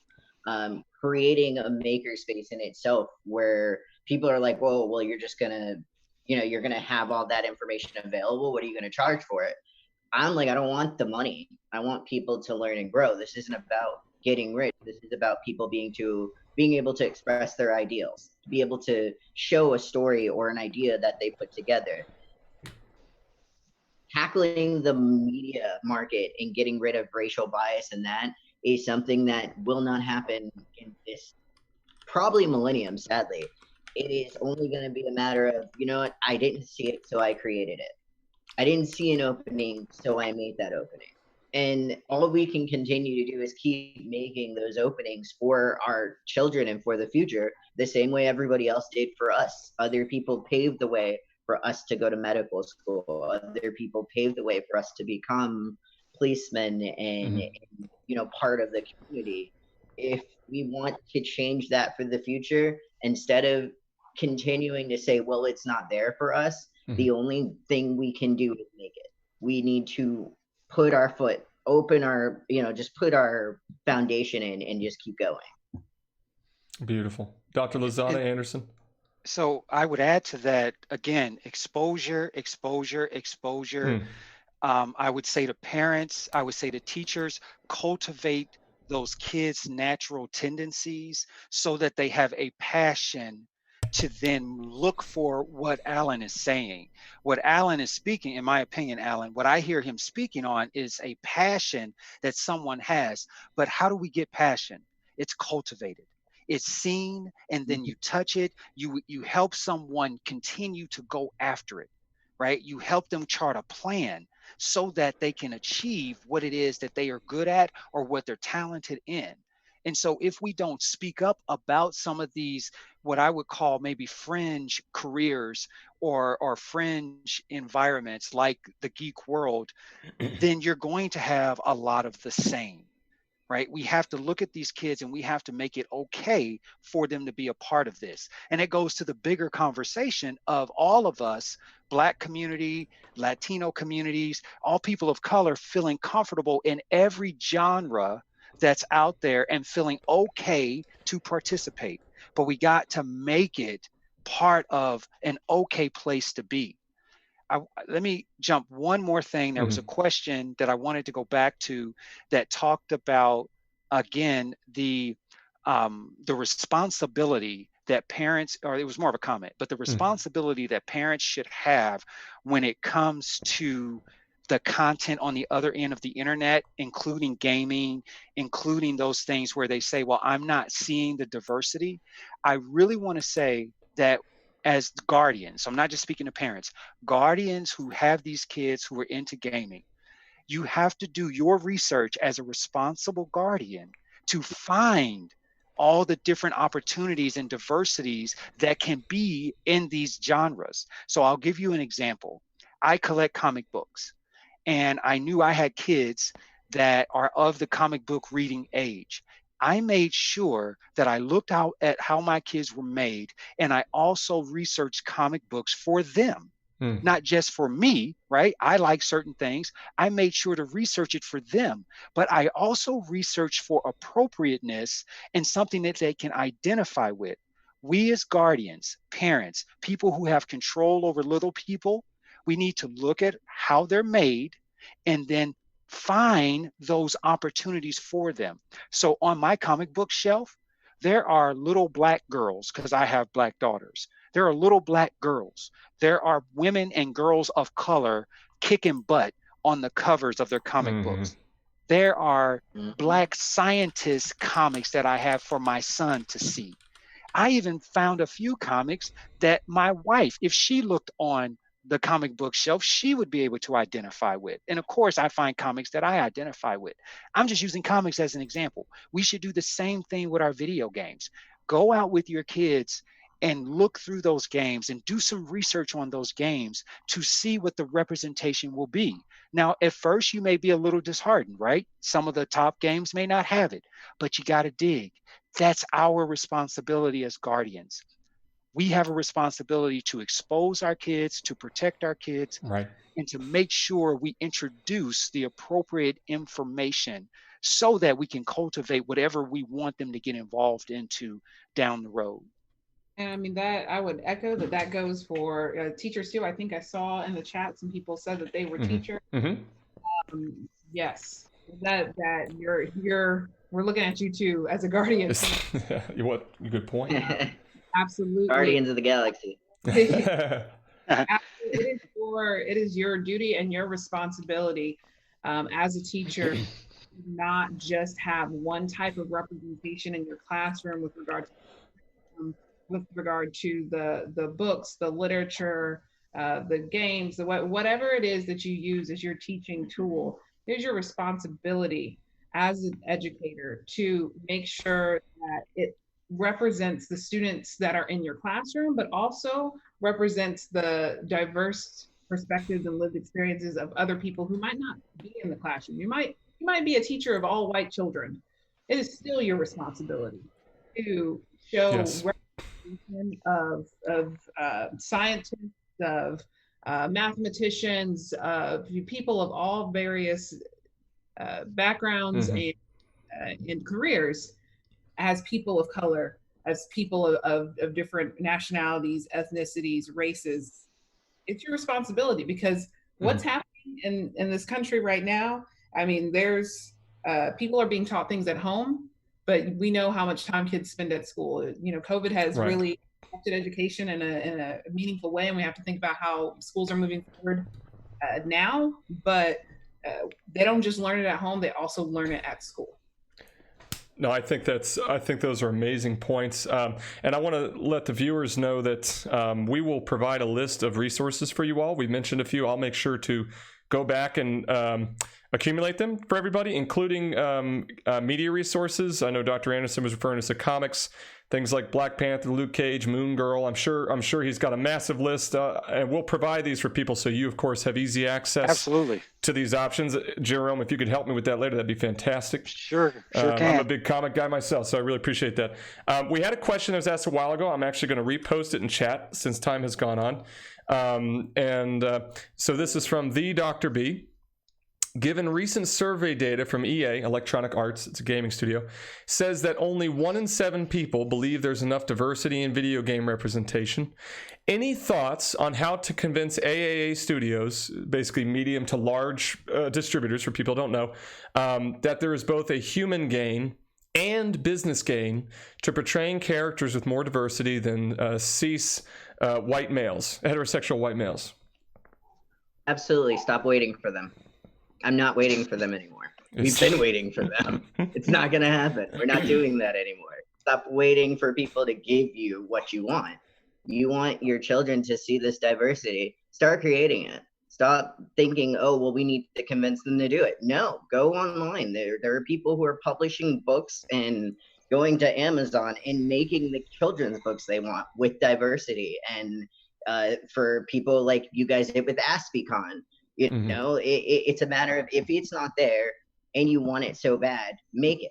You can't sit there and just go, oh, well, the industry is going to catch up one day. No, make the industry catch up. Make them see that you mattered by putting out what you want and allowing people to see that. If you want it to be important, do it. If you want a game about African-American characters, make it. If you want a kid's book about it, make it. Don't think, oh, well, if nobody's going to pay millions of dollars for this, nobody's going to watch it. People are creating GoFundMes and Kickstarters for the smallest things that have been raised millions of dollars and put them on the forefront because they tried it, they really put passion into it, and they got it out to the people that it mattered. And now it is far beyond what they ever thought it would be. We're done waiting for EA, one of the most awful companies just for customers in general, waiting for them to say, hey, you know, a lot of people even tell you in the gaming industry, you will spend more of your career working on things that other people tell you to do than your own original ideas. I love that. So if you decide that that's something you want to do, more than 95% of your free time is going to be spent on building that project. But if you wait, there are millions of games that are literally sitting in people's desks in these companies that could probably make them a lot of money, but they'll never hear them because it's not what they want to do. But every single one of those people that separate and turn into another company and make that game, and they follow that passion and they bring that group with them, they end up actually doing good for themselves. They end up actually living, or if it doesn't fail, they at least know they tried and it was what they wanted to do. It was represented the way they wanted to do it. That is how that goes for everything at this point.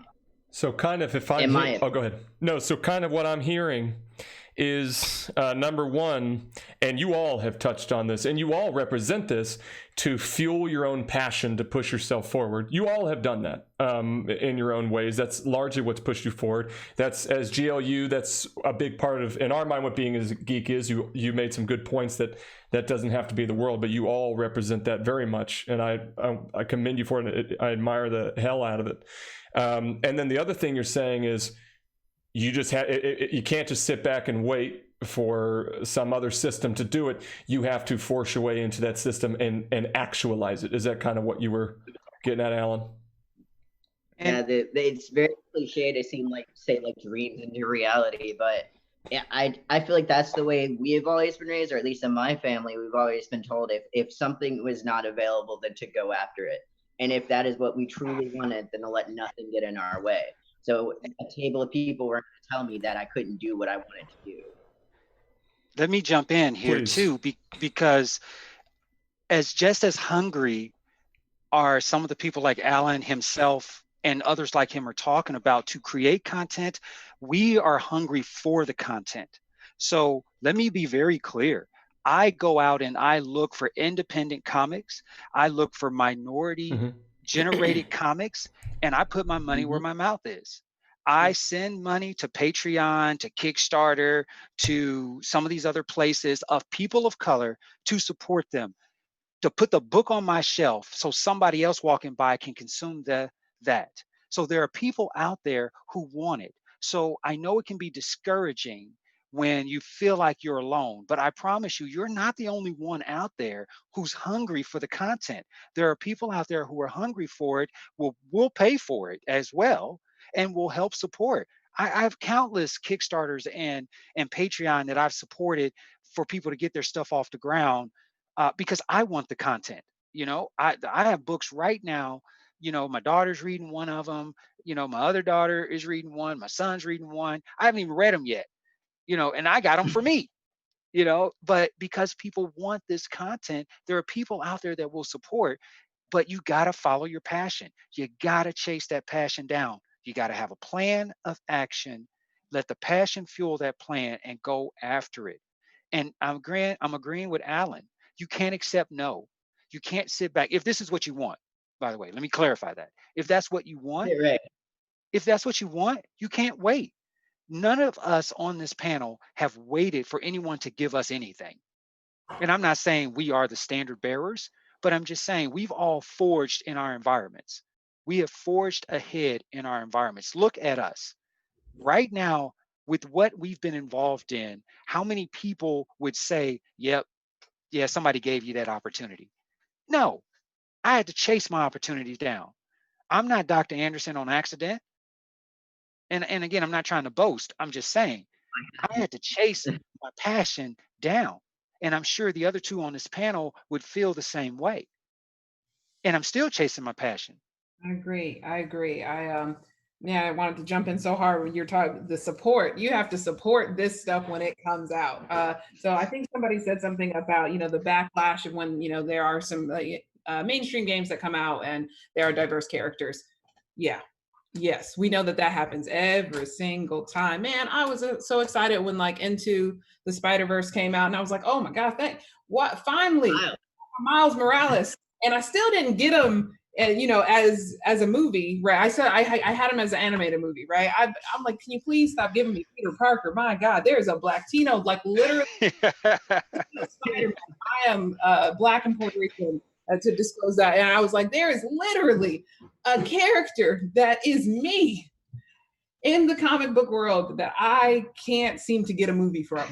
There's a script, right? And you just have to support that stuff when it came out, because when Into the Spider-Verse came out, the support for Miles Morales, finally to see him, right? Yep. It's overwhelming. What's that? This Black Spider-Man. I'm like, no, he's been around for almost 20 years. You guys are late. I'm waiting. I'm waiting for my Black Wonder Woman. Where's Nubia? Like, I'm waiting for her. But yeah. there are representations. There are different, comic arcs that are out there. There are the representations of Black superheroes. You support that. You support it. You seek it out. You put your money where your mouth is, exactly. And there will be backlash. There are people, just as you said, like, what is, Black Spider-Man? Like, there will be backlash that people will have because they have told their story, the stories that they love, their fictional stories, their fandoms, they've told it from a very white-centered perspective, because that is what this world looks like. It's from this very white-centered perspective. The outrage that people had when they saw that Rue was Black in the Hunger Games. Like, I don't know, she was also described as Black in the book, so I missed it. But she showed up as Black on the screen, and the racism that was the backlash in that, people, it's gonna. it's going to be there, but you have to push forward. You have to support. You have to, because if you continue to support those things, you will continue to see them. I think I that's. think the big go ahead, Alan. When Black Panther came out, Mm-hmm. for years, and I mean very literally decades, people were like, nobody wants to see a Black Panther movie. It's gonna now nobody's gonna go watch it. It's not gonna happen, and it ended up being one of the highest grossing Marvel movies of all time. Like one of the before the Infinity Wars came out, Black Panther had shown them like, holy crap! Wait a minute though. There's people that are interested. There are people that care that will show up if their culture is properly represented. And that was important, just going back to that, minorities and culture being in media was like, everybody's like, well, they don't want this until you go and then you put it out there. And then it turns out, wait, everybody did want it. It's been waiting. They just didn't have access to it. No, I love that. I'll say two things. One, I'm going to throw you under the bus, though I view it as putting you in the spotlight, Alan, is Alan had a Spider-Man cosplay for years that he'd wear all the time. What'd you say? You said, and the Black Panther. And then you got a Black Panther with light up eyes and everything. So I think I'd like to link some pictures to that as well when you link the for sure. We'll have to for sure send that out. I'm pretty sure there is one out there from both AspieCons that have me in. Because there's the one with me and Johnny. Okay, yeah. There's the one with me and Johnny. Wolverine with Spider-Man, yes. And there's another one with Black Panther. Yeah, you dancing as Black Panther. I'll send those out. I'll ask one more question that we got from chat related to gaming, and then I think it'll be a nice segue back into something more general that might relate more to the BLM movement and George Floyd. And I'm going to post this question I'm about to ask one more time in the chat. It's by rPodderG16. Any strategies for dealing with the backlash that shows up every time AAA developers add representation? I'm going to add another comment that... What's that? I remember Fantasy talking about that, actually. She was saying that it's going to happen, but you still just have to show up. Oh, exactly right. And I want to add... I want to add an additional. That's right, she did. And I'll add an additional quote from an actress and a big representative right now. If you are on Twitter, Christina Ariel is amazing, the PAX 2020 ambassador, and she had made a comment similarly where it's like, you know what, no matter what, you're not gonna. Some black people just do not want to deal with you white people, no matter what, no matter how helpful it is, no matter how much you identify as an ally. That's going to happen. And I like what you said, Dr. Lozada, about you just kind of got to buck up and push through it. If I can amend that a bit and say, when you're trying to listen to a community, when these devs are trying to listen to the community, and they're hearing from the community, stop trying. How would that be navigated? Does that make sense? Does that question make sense? Yeah. If I can jump in, at Please. least it makes sense to me. Okay. So that's pain that's speaking. That is exhaustion that's speaking. And it's a matter of recognizing those developers need to acknowledge that exhaustion and that pain and use that to say, okay, there's something here, and use that to help them continue to develop content. As a matter of fact, even going a step further and saying, what can I develop based on the fact that you have this pain and suffering? How the heck can I get in and do something with this? If I have the venue, I have the voice, I have the money, let me help give your pain a voice. The developers should not walk away from that. They should say, okay, I want to push harder into it. Now, again, there are going to be some people, and I think I'm going to go out on a limb and say it's a small population of people of color who will tell the majority population to stop trying. Mm-hmm. I think it's a small population. Mm-hmm. I think the majority of people of color will say, no, continue. You have a responsibility. You still have the power. You still have the voice and the venue that we mm-hmm. need you Now, let me be very clear here. We're not begging you. We need you to partner. We need you to be a fair and equal partner. But we still need you because of the way this world is. I would tell them, you need to embrace and hear the pain that these folks have and question, why is that pain so loud? That's going back to George Floyd issues right now.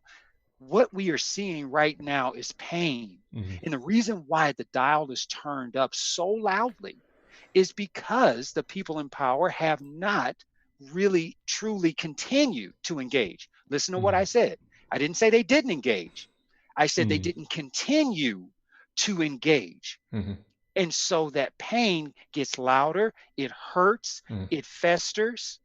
And at some point, it's going to explode out. And that's what we're seeing. So when those developers hear people say, back off, they should listen and gently continue forward. But please continue forward with the centering of people whose experiences you are trying to represent. You cannot be a developer who says, I'm going to create content for Black people, and the head of that or the leading charge of that is not a Black person. Great point. Not, and back to you were saying, those in charge, those in power, it's not that they didn't engage when voices cried out before, but they didn't continue to engage. Sometimes also that engagement looked like, I'm going to tell you how I'm going to appease you. I'm going to tell you how we're going to handle the issue. And they were not Black people at the table. There were not people of color at the table. It is of the utmost importance that if you are trying to address a need, you feel like you're trying to address a gap in the gaming world and otherwise, that the people who you are trying to serve are equal partners. There should be no power at the table because otherwise you are misrepresenting experiences, you are co-opting experiences, and it is part of the reason why people say, I don't want to hear from you. To represent me, because you don't represent me and you don't know what my experience is. So you have to, the people of color, Black people have to be at the table. They have to be leading that.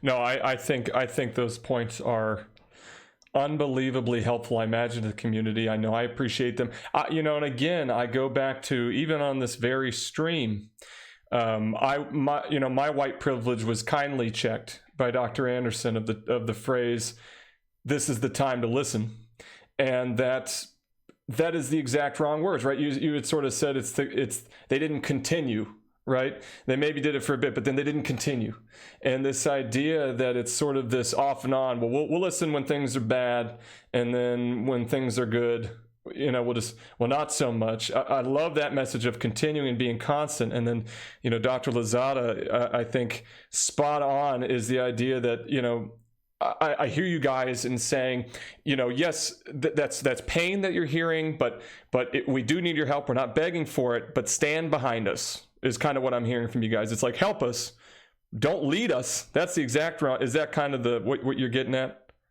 That'd be the exact opposite of what would be needed. Is that?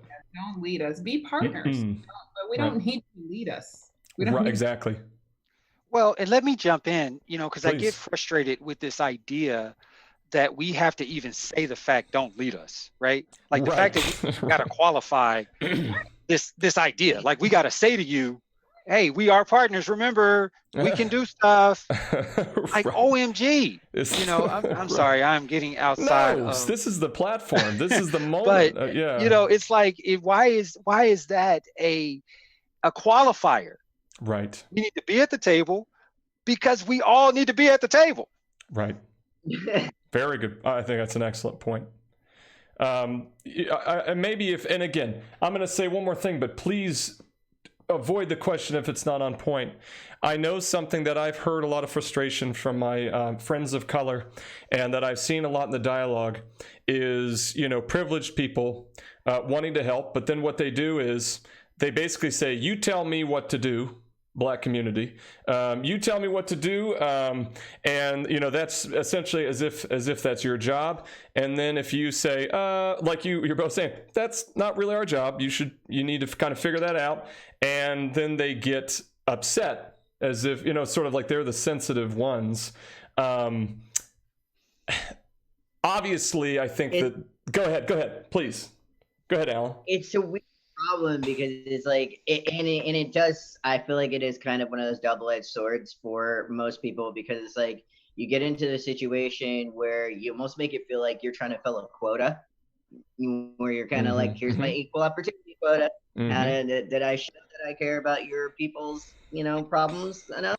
And then tomorrow, you're just gonna go back to not caring. Like it is weird because people are like, how can I make you feel better? And you're like, again, there's nothing that you need to do. Like you can tell people that they're wrong when they say something that's clearly way out of line, but you treating me different for a few days isn't gonna make me feel better. Like tomorrow I'm still gonna be Black, next week I'm still gonna be Black, and those same people are gonna still feel that way. When I woke up this morning, I wasn't Black by choice. That's just how I was born.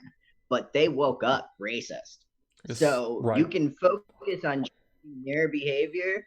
You do not need to focus on appeasing me so that I feel better about their behavior. That's just not something that's going to happen.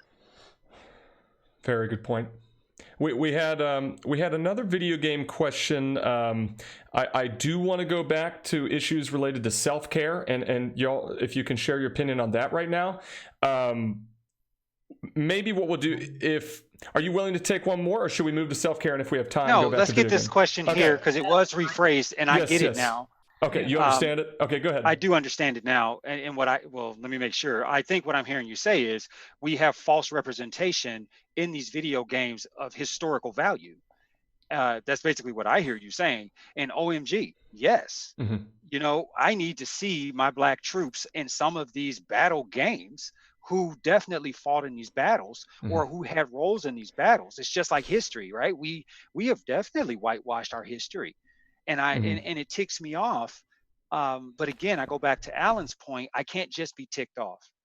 I got to do something else.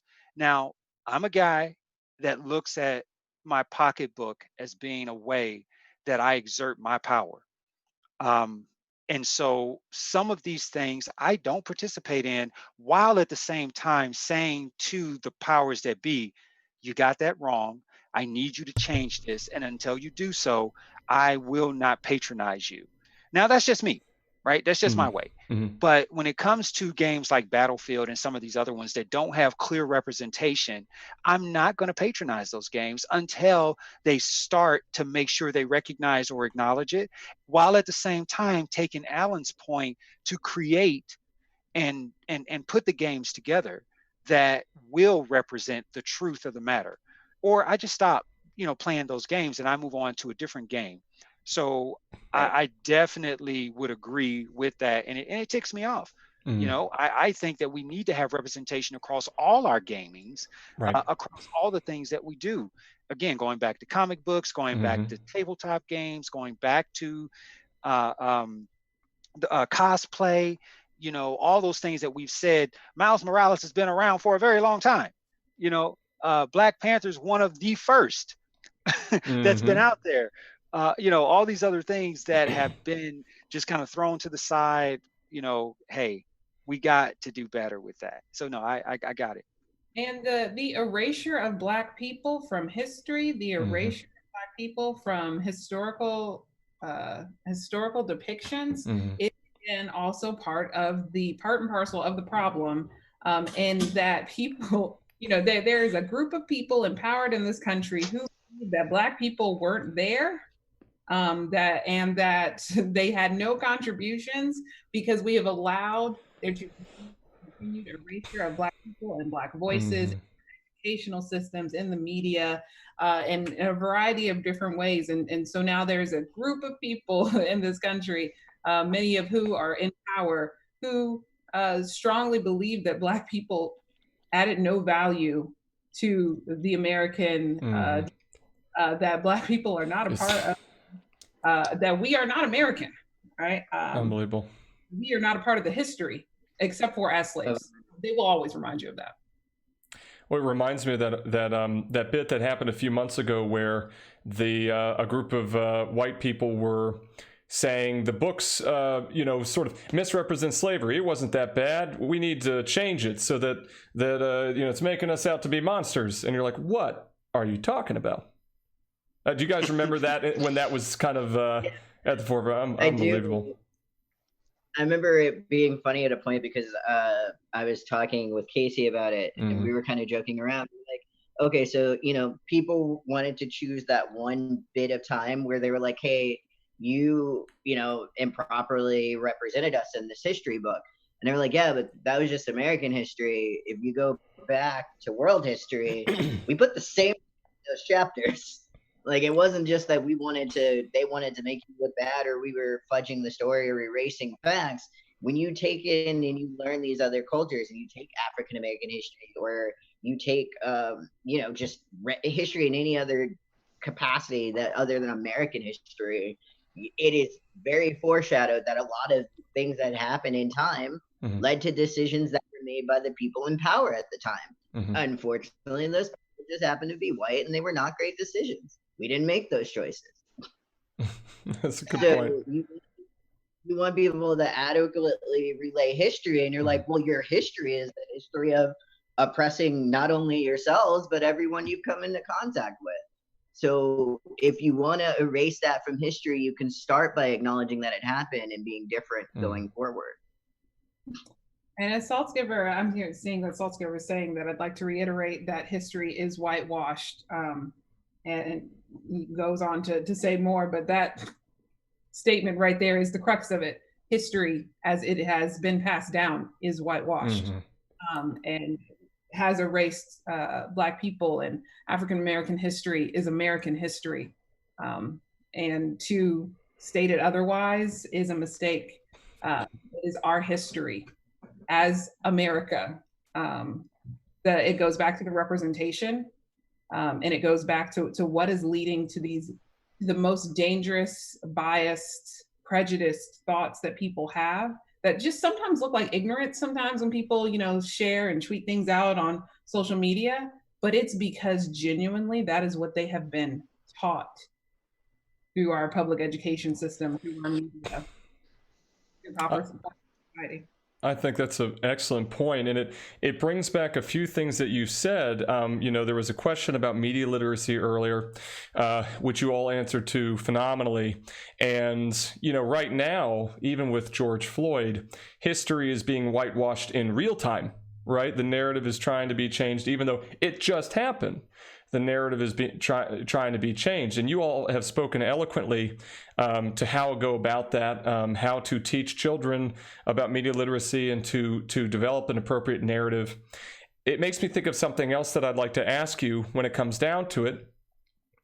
Only have control over so much. Only can affect so much change on a grand scale. The narrative is going to be manipulated. You had already spoken to ways to decrease the likelihood that would happen, but that you are left with this sense of uncontrollability, this idea that these things are going to happen to the Black community, and having to face the horrible reality that there are some things we don't have control over. If you guys could speak to how you cope personally and how you would recommend others to cope with that oppressive reality that exists. Does that make sense, that question? Yeah. So okay. If I know I keep jumping out on things, so guys, if you want to go first, go ahead. But some of this feels with where I sit right now. Is it okay if I go? Yeah, go. So, everyone has their own way of self-care. So yesterday when I put that video out, that was part of my self-care, right? That was me channeling what was going on with me. Now I have other ways of self-care that I do. I work out, I read comic books. I spend a lot of time with my wife, just her and I spend a lot of time with my kids. I spend a lot of time with my family. And so I have a lot of ways that I self-care. And so I would say to people that you need to find what helps you, one, calm down and get a new center so that you can move forward in the fight if you want to be a part of the fight. Here's the problem. You don't have a choice. You don't have a choice but to be a part of the fight.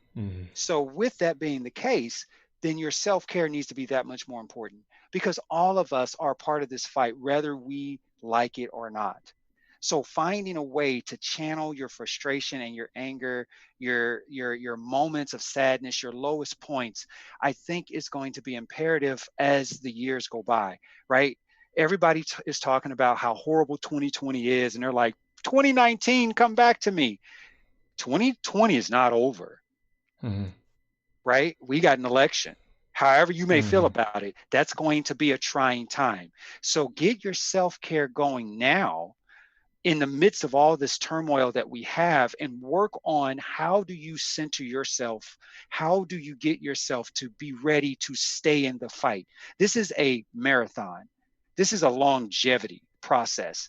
There is no sprinting in this. Look at where we are. It is 2020, and we are leaving dead Black people in the streets as it was 1820.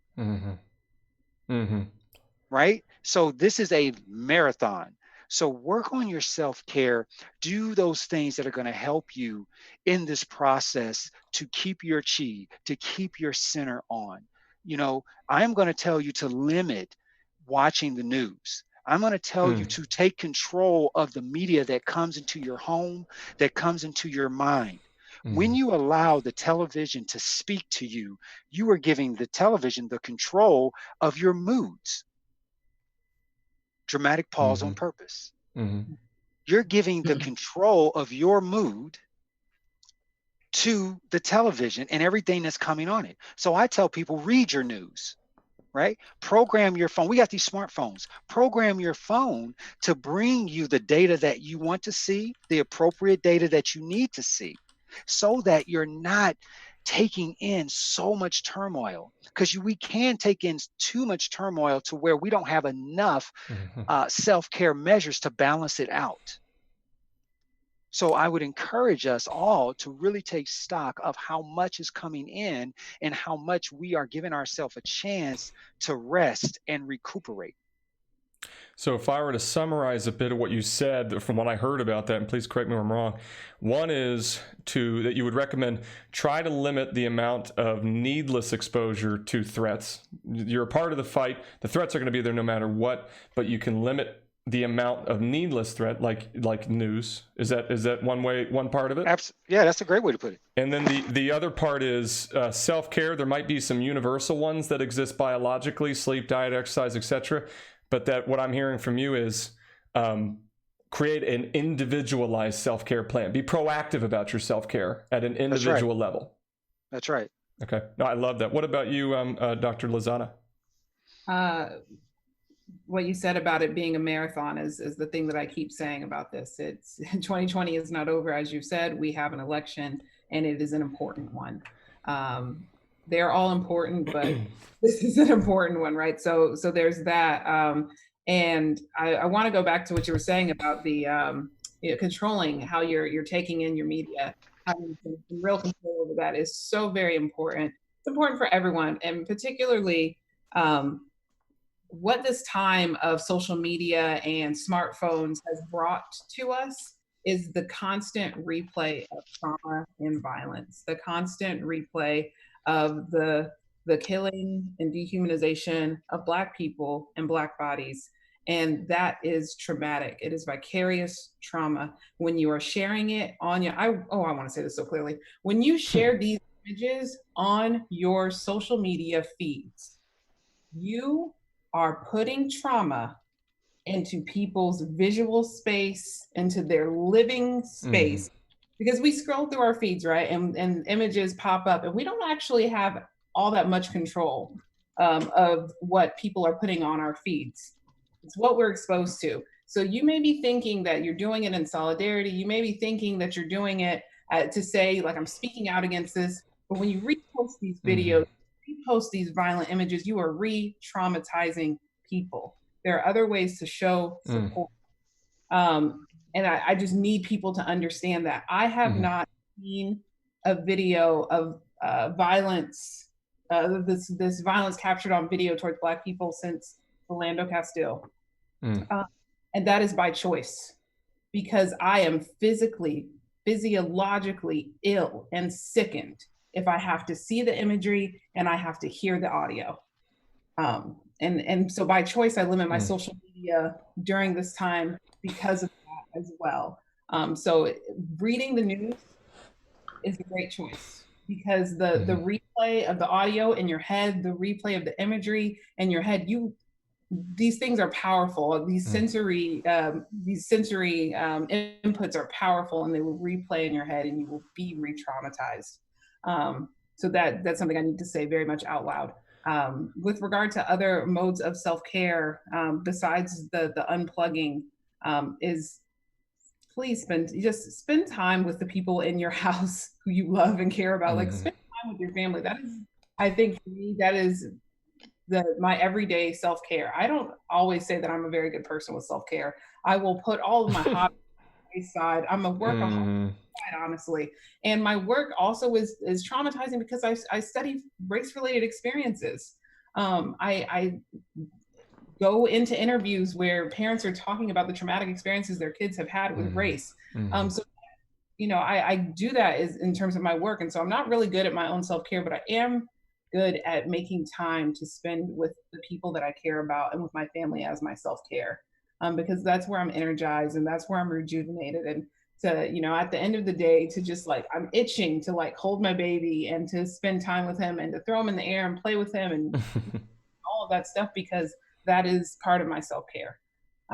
So lean into your supportive relationships as self-care, because that is going to help you in this marathon. So to summarize some of those amazingly put points, surround yourself with supportive people who you love and who love you. Similar to Dr. Anderson, get unplugged a bit. And if I were to think of something that maybe people of privilege could take away that could be applicable to what you said about reliving trauma every time those things are retweeted, and someone had in the tag had said, it's you, Dr. J. And then I think Potter had said something earlier that I might have missed, but the idea that it's re-traumatizing, maybe something instead of retweeting an article that's horrible with graphic images like, oh, this is so terrible, I can't believe this is happening. Maybe instead an imageless, audioless tweet about ways to support the community, donation links, maybe quotes from empowering Black people of resilience. Those would be helpful. Retweets of awful imagery, not so much. Yes. Right.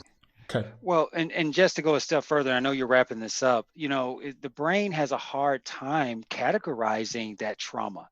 It doesn't know what to do with it, right? The brain has a hard time understanding death, right? Where the body is built to live, it's built to repair, it's built to replenish itself. And so when we're constantly taking in these images, we're actually going against the nature of how we're made. And so every time you see that trauma, every time you go through that emotion rises up, and what does your body and brain do with it? Causes more tension, causes more anxiety, and it may trigger things in you. And you may be, it may be 11 o'clock at night and you're trying to figure out, how come I can't go to sleep? And you're not processing that, I looked at that darn Twitter image 4 times between 6 p.m. and 10 p.m., and you've been triggered from that. And so, again, don't want to get too technical, and maybe we can come back and have a whole discussion about how to limit our exposure and the importance of limiting it. But, it's definitely a trigger that will cause you not to even know why you're triggered. You haven't even thought about it because we've come so desensitized to seeing it. But in all actuality, the body is really being triggered by some of these images. I think that's great. And by the way, as we do this, I'm taking notes and have gotten some of these bullet points from what you've shared that we can spread to as many people as we can to help give this advice for those who might not have been here. If Alan, if you could speak, if anything to add on the matter. Ooh, as far as self-care goes, I'd probably be a massive contribution in this category. I'm actually taking notes from what they've been talking about. It's been relatively awful. Like Fantasy said, I tend to bury myself in work, and instead of saying, "Oh my God, I feel a certain way about it," I have had to let people, like, allow people to tell me to stop and process and deal and feel like those emotions so that I feel better about them.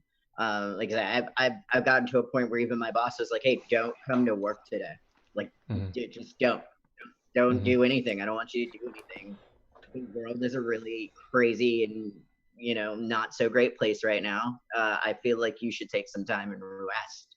Like, you keep moving, and I acknowledge that you're moving. You don't want to be stopped, but stopping and being able to relax. And I live out in the country. I'm literally like 45 minutes from the closest town, so there is some peace in my fortress of solitude, but at the same time it is kind of back onto that, like, for me tomorrow I still have to go do and be and live in this environment. So I'm working on the whole self-care thing, and getting better at expressing those emotions and finding a way to deal through them. If I could give anyone some advice, like I said, it is still, at the end of the day, it's okay to not be okay. It's okay to tell people that, you know what, I don't feel necessarily as strong. Every time I read one of those comments, it kind of breaks you a little, because you're like, you have this mentality of like, I was already working that much harder to set myself above the curve, and it still will never matter to some people. That reality, it will break your spirit, and it will torment you. It will keep you up at night. It will be that thing that bothers you at 11 at night when you're trying to get to sleep, because you're telling yourself, what can I do to be better? But the reality is there's something wrong with you. So in that self-care, like he said, unplugging and just getting away from it all and enjoying the people that you have around you, and those supportive relationships is really important. It is something that I think all of us need to get better at. As I said, I've, in my strive for even creating everything I've done, it was to get people to talk about their mental health issues and to acknowledge that, there are constructive ways that you can deal with it, non-constructive ways that you can deal with it, and shutting off and not allowing those things to go out and be said or heard or felt is the unconstructive way. So yes, self-care is super important. Get sleep, take a nap, turn off your phone, stop looking at Facebook and social media, because some people want you to get riled up so then that they can call you an animal, say you're being uncivilized, say that you're doing whatever, purposely trying to pump you up to suit their agenda. So unplugging from that, remembering who you are and remembering what you are and the things that you love and the things that you work for is very important right now more than ever. And it's like, it's a marathon. It's never going to go away. Right. But you do have moments where you got to just stop and pass the baton to a little bit for a little while. And that baton is to relaxing and not dealing with the world as it is. It's still going to be there tomorrow. I think those are such amazing points, and I think when I'm wrapping my head around a sort of a culmination of a number of things you've said, you've all spoken to problem-solving coping, especially you, Dr. Anderson, but realizing that in the current state of affairs, not a lot of control to allow us to solve many of these problems. Dr. Lozada, you've spoken very much to emotional coping and seeking social support through self-care, surrounding yourself with resilience, positivity, people who you love, people who you're going to be supported by. And Alan, you've spoken to avoidant coping, where it's like, man, there's so much going on. I'm going to throw myself into my work, which maybe it sometimes can become too much, but I think it's sometimes that's not such a bad thing, right? Especially when we don't have control over it. And all these being said, that it sounds like right now, any coping skill available that you're comfortable with, proactively pursue it, is what I'm hearing. It's fine time to process this, because it needs to be proactively processed and coped with. Is that maybe a fair way to say that? Yeah, that's a great summation. Okay. Well, I want to thank you all so very much for processing out loud in this. I can only imagine the courage it takes to be vulnerable and to share these opinions, both personal and professional. I personally admire, and I know, Jill, you and all the viewers admire you for being able to use your passion to force your way into these domains to make lasting change. Thank you so much for being pioneers in this way and paving the way for our youth, for your own children, for all children of people of color, children of color and their families.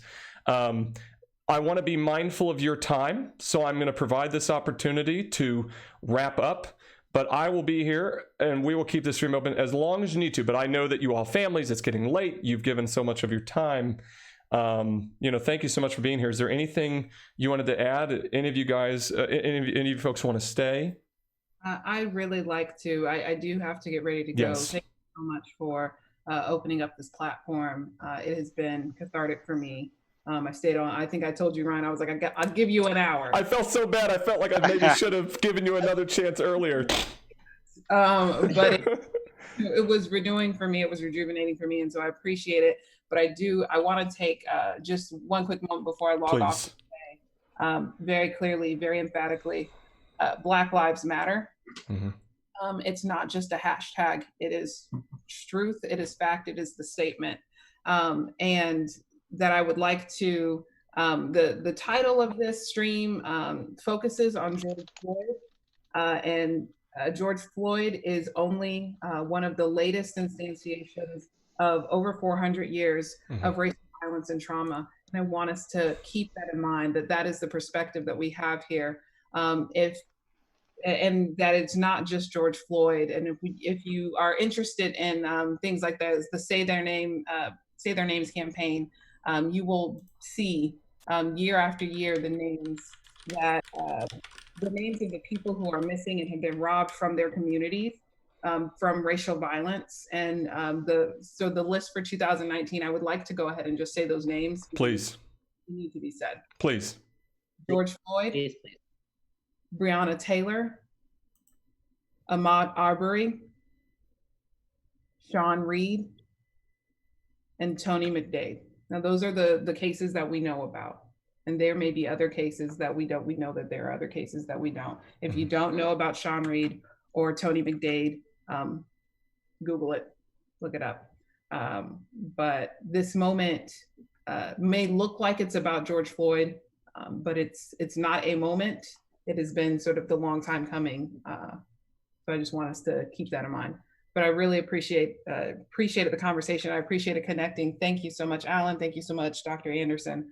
Thank you so much.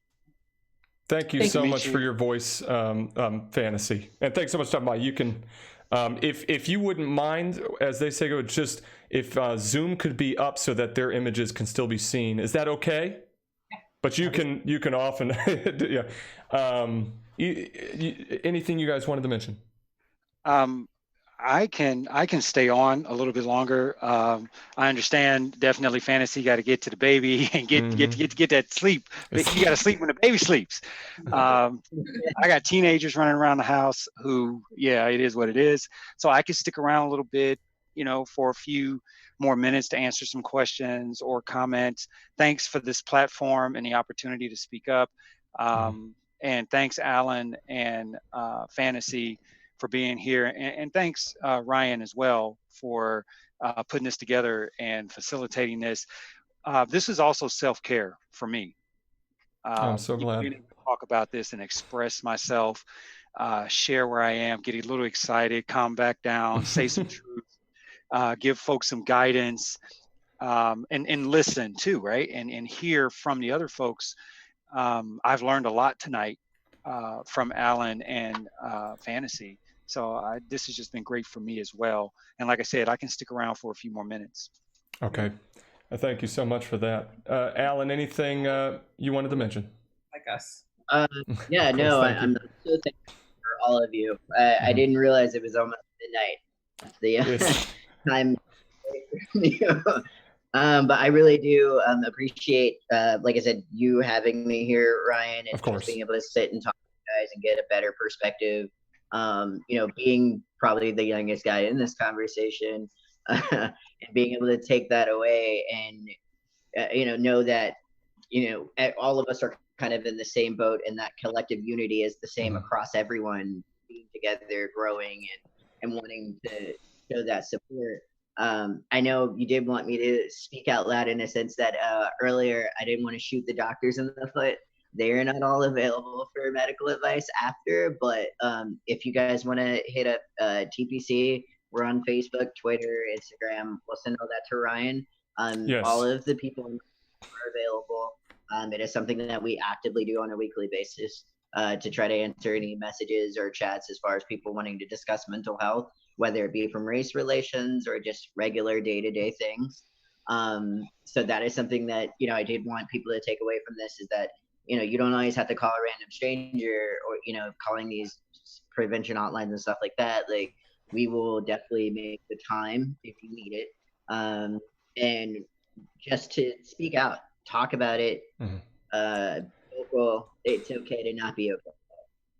And all these wonderful people have been tagged on Twitter. However, we will also be providing more details on how you can reach them, the many things that they are a part of, the resources that they can provide. So that will be available to you, and this will be posted on YouTube as well with some additional resources as it goes. Again, that's the whole point of this. We want to help the community as GLU, and thank you so much again for your voices. I can't imagine a more helpful way to be able to provide for our community the help needed. This has been incredible. Thank you so much.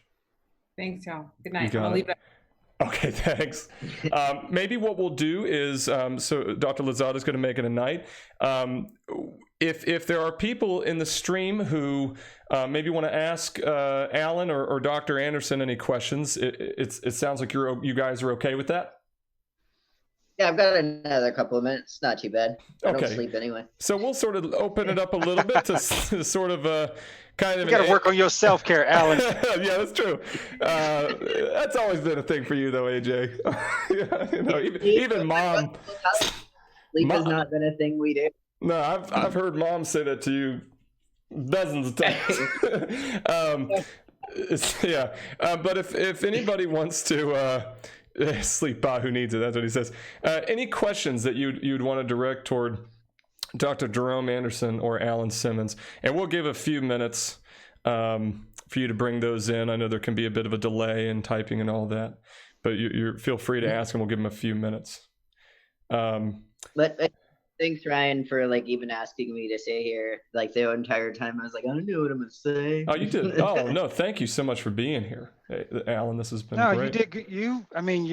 You're again. When I say I learned, your perspectives coming from the tech industry and listening to your passion, because a guy like me, I just want content, right? I don't want to do what you do, right? I don't know that stuff.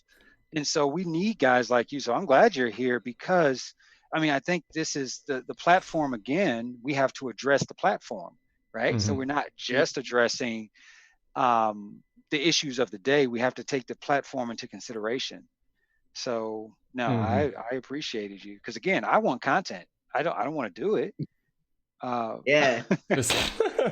Well, it's people are like, this is great, but even when I talk to people and they're like, I want to get into game design, I even tell them as we're teaching, I'm like, hey, you do know God of War took 7 years and 100 people. You're gonna really need to start at Super Mario Brothers and maybe 6 people.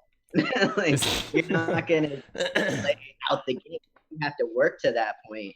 So I've been working to develop a system that keeps people understanding the fundamental and basics, so that when they get to those moments where they're like, well, why isn't there this type of equality, or why aren't these things mentioned? It's like, okay, they haven't been done before, but here's what you can do to essentially to make that, to be the first person. Here's how you address that without trying to make people feel bad about it, without going, oh, you guys never mentioned it. Yeah, we get that. Don't play a pity party here. You want to actually just make it good.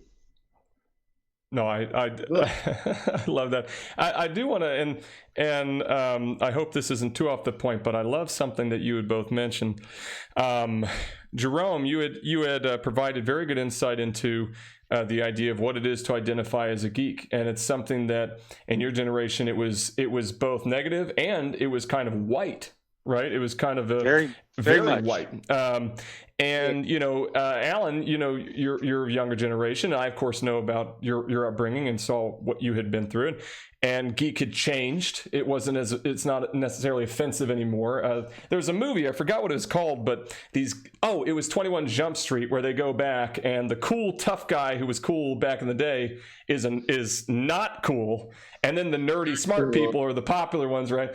And that there's this new embracing of geekdom where it's viewed as, in fact, people try to appropriate it a little bit, where it's like, oh yeah, I'm such a geek, I watch the Marvel movies. And then there are some in the geek community who get protective of that. Like, well, okay, but hold on now. I've dealt with oppression from the 80s and 90s. You just watched them, you know, quote unquote. And there's this whole other gatekeeping issue that arises. But if I can ask AJ or Alan, do you feel like there is still a white component to geek as an identity? Oh, absolutely. Oh, and so you think still so, Jerome? What about you, AJ? Alan, sorry, habit. That developed over time. Even then, like even now, as we talk about the comic book culture in Charleston and in the South and everything, I jokingly mention, I'm like, people have always wanted this stuff, but nobody's ever bought it here. And then as you go here, you're starting to see a lot more of these Black artists, who have been making comic books. And yeah, they haven't been able to get published by a AAA company, so they went and published their own stuff. It was something that was so frowned upon, them wanting to have that idea, them wanting to write and make these characters, that they were like, I'll never get into an industry until you had to start telling people, hey, yeah, you're never going to get them, but that doesn't mean you can't still do what you want to do. That doesn't mean stop wanting to have an idea that you want to promote to other people. So for that idea, and then yes, you still are met with that bit of, well, you're Black, what do you know about space or comic, just random things. You still come into that even in this day and age where you're not taken as seriously just because you're Black or you're a minority. They're like, well, you just don't have what it would take to get this done. And then you're like, but I did the same amount of work and I've done the same amount of research. Those things are still kind of, like you said, gatekeeping. It's a problem that minorities have. Women are still having a very hard time getting respect in a gaming culture and getting respect in for sure in the gaming industry. They have an awful time. There's Twitch streamers who are constantly being called sexist things. Articles are being made about them for one reason or another. And it's kind of like, why you still on that end, you still feel like, why are we having to have this conversation? It sucks. Very good point. There's actually a streamer on that end, is the Gamer Doc, and she does a fantastic job. She works in esports. She's a physician, and you can follow her on the Gamer Doc, and she recently had one on females in esports, both as streamers, as video game players. A very good panel. I believe you can still check it out. So I'll say, with all this, I often say that a good panel is one that doesn't have as many questions because they've all been answered. We do have, you basically got just singing praises with the AMA. I see that there was a question about like books to read. I see, Jerome, you would kind of hit that. Any sort of like maybe one or two books, general books that you would strongly recommend, where Dr. Anderson's trying to get some clarification, but any reading or resources that you really feel like are just essentials that you'd want to recommend? So here, I know we're not supposed to do this. I got a book right on the other side here. Give me one second. You're fine. It's totally fine.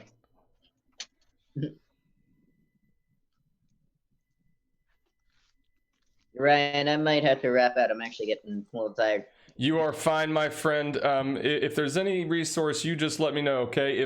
If you would do me a solid and just leave it up for the next few minutes, you can go get ready for bed. That way they'll still be able to see Jerome. Is that okay? Yeah, that's fine. Perfect. You just leave the Zoom up. That's great. Thank you so much, Alan, for being here, pal. We'll catch up more personally later. Absolutely. All right, bud. See you. Later. So if we're talking comics, I mean, there's this was a really good. I enjoyed this book here, and it's still actually kind of a part of my reading encyclopedia of Black comics. And again, I'm a comic book guy first, and so this kind of goes through some history of just unknown folks who have contributed to the comic industry and who are people of color. I think that is a really good read. Um, I would definitely recommend that. Mm-hmm. And I could, Ryan, you and I can get together and I can kind of supply you with some Absolutely, like a titles, a list of some things that I'm looking at, that I read professionally as well as what I read for pleasure, because I do a lot of reading. I'm actually, Yeah. I have a reading schedule of how I take in my content so I can stay up to date on a lot of different things and want to factor in so much. So I would definitely like to get with you and we can share that and put that out there. Absolutely. I appreciate it. And Bear Glove, these lists, we'll make sure to post these on GLU's Twitter and get those to you. And of course, we will provide every means for you to be able to access Dr. Anderson and Lozada and Allen, so that you can contact them in ways directly that they're comfortable with. Thank you so much for joining and being a part of this. So we will provide that. Dr. Anderson, thank you so much for joining us and sharing your voice, and for being a part of this community and helping people process.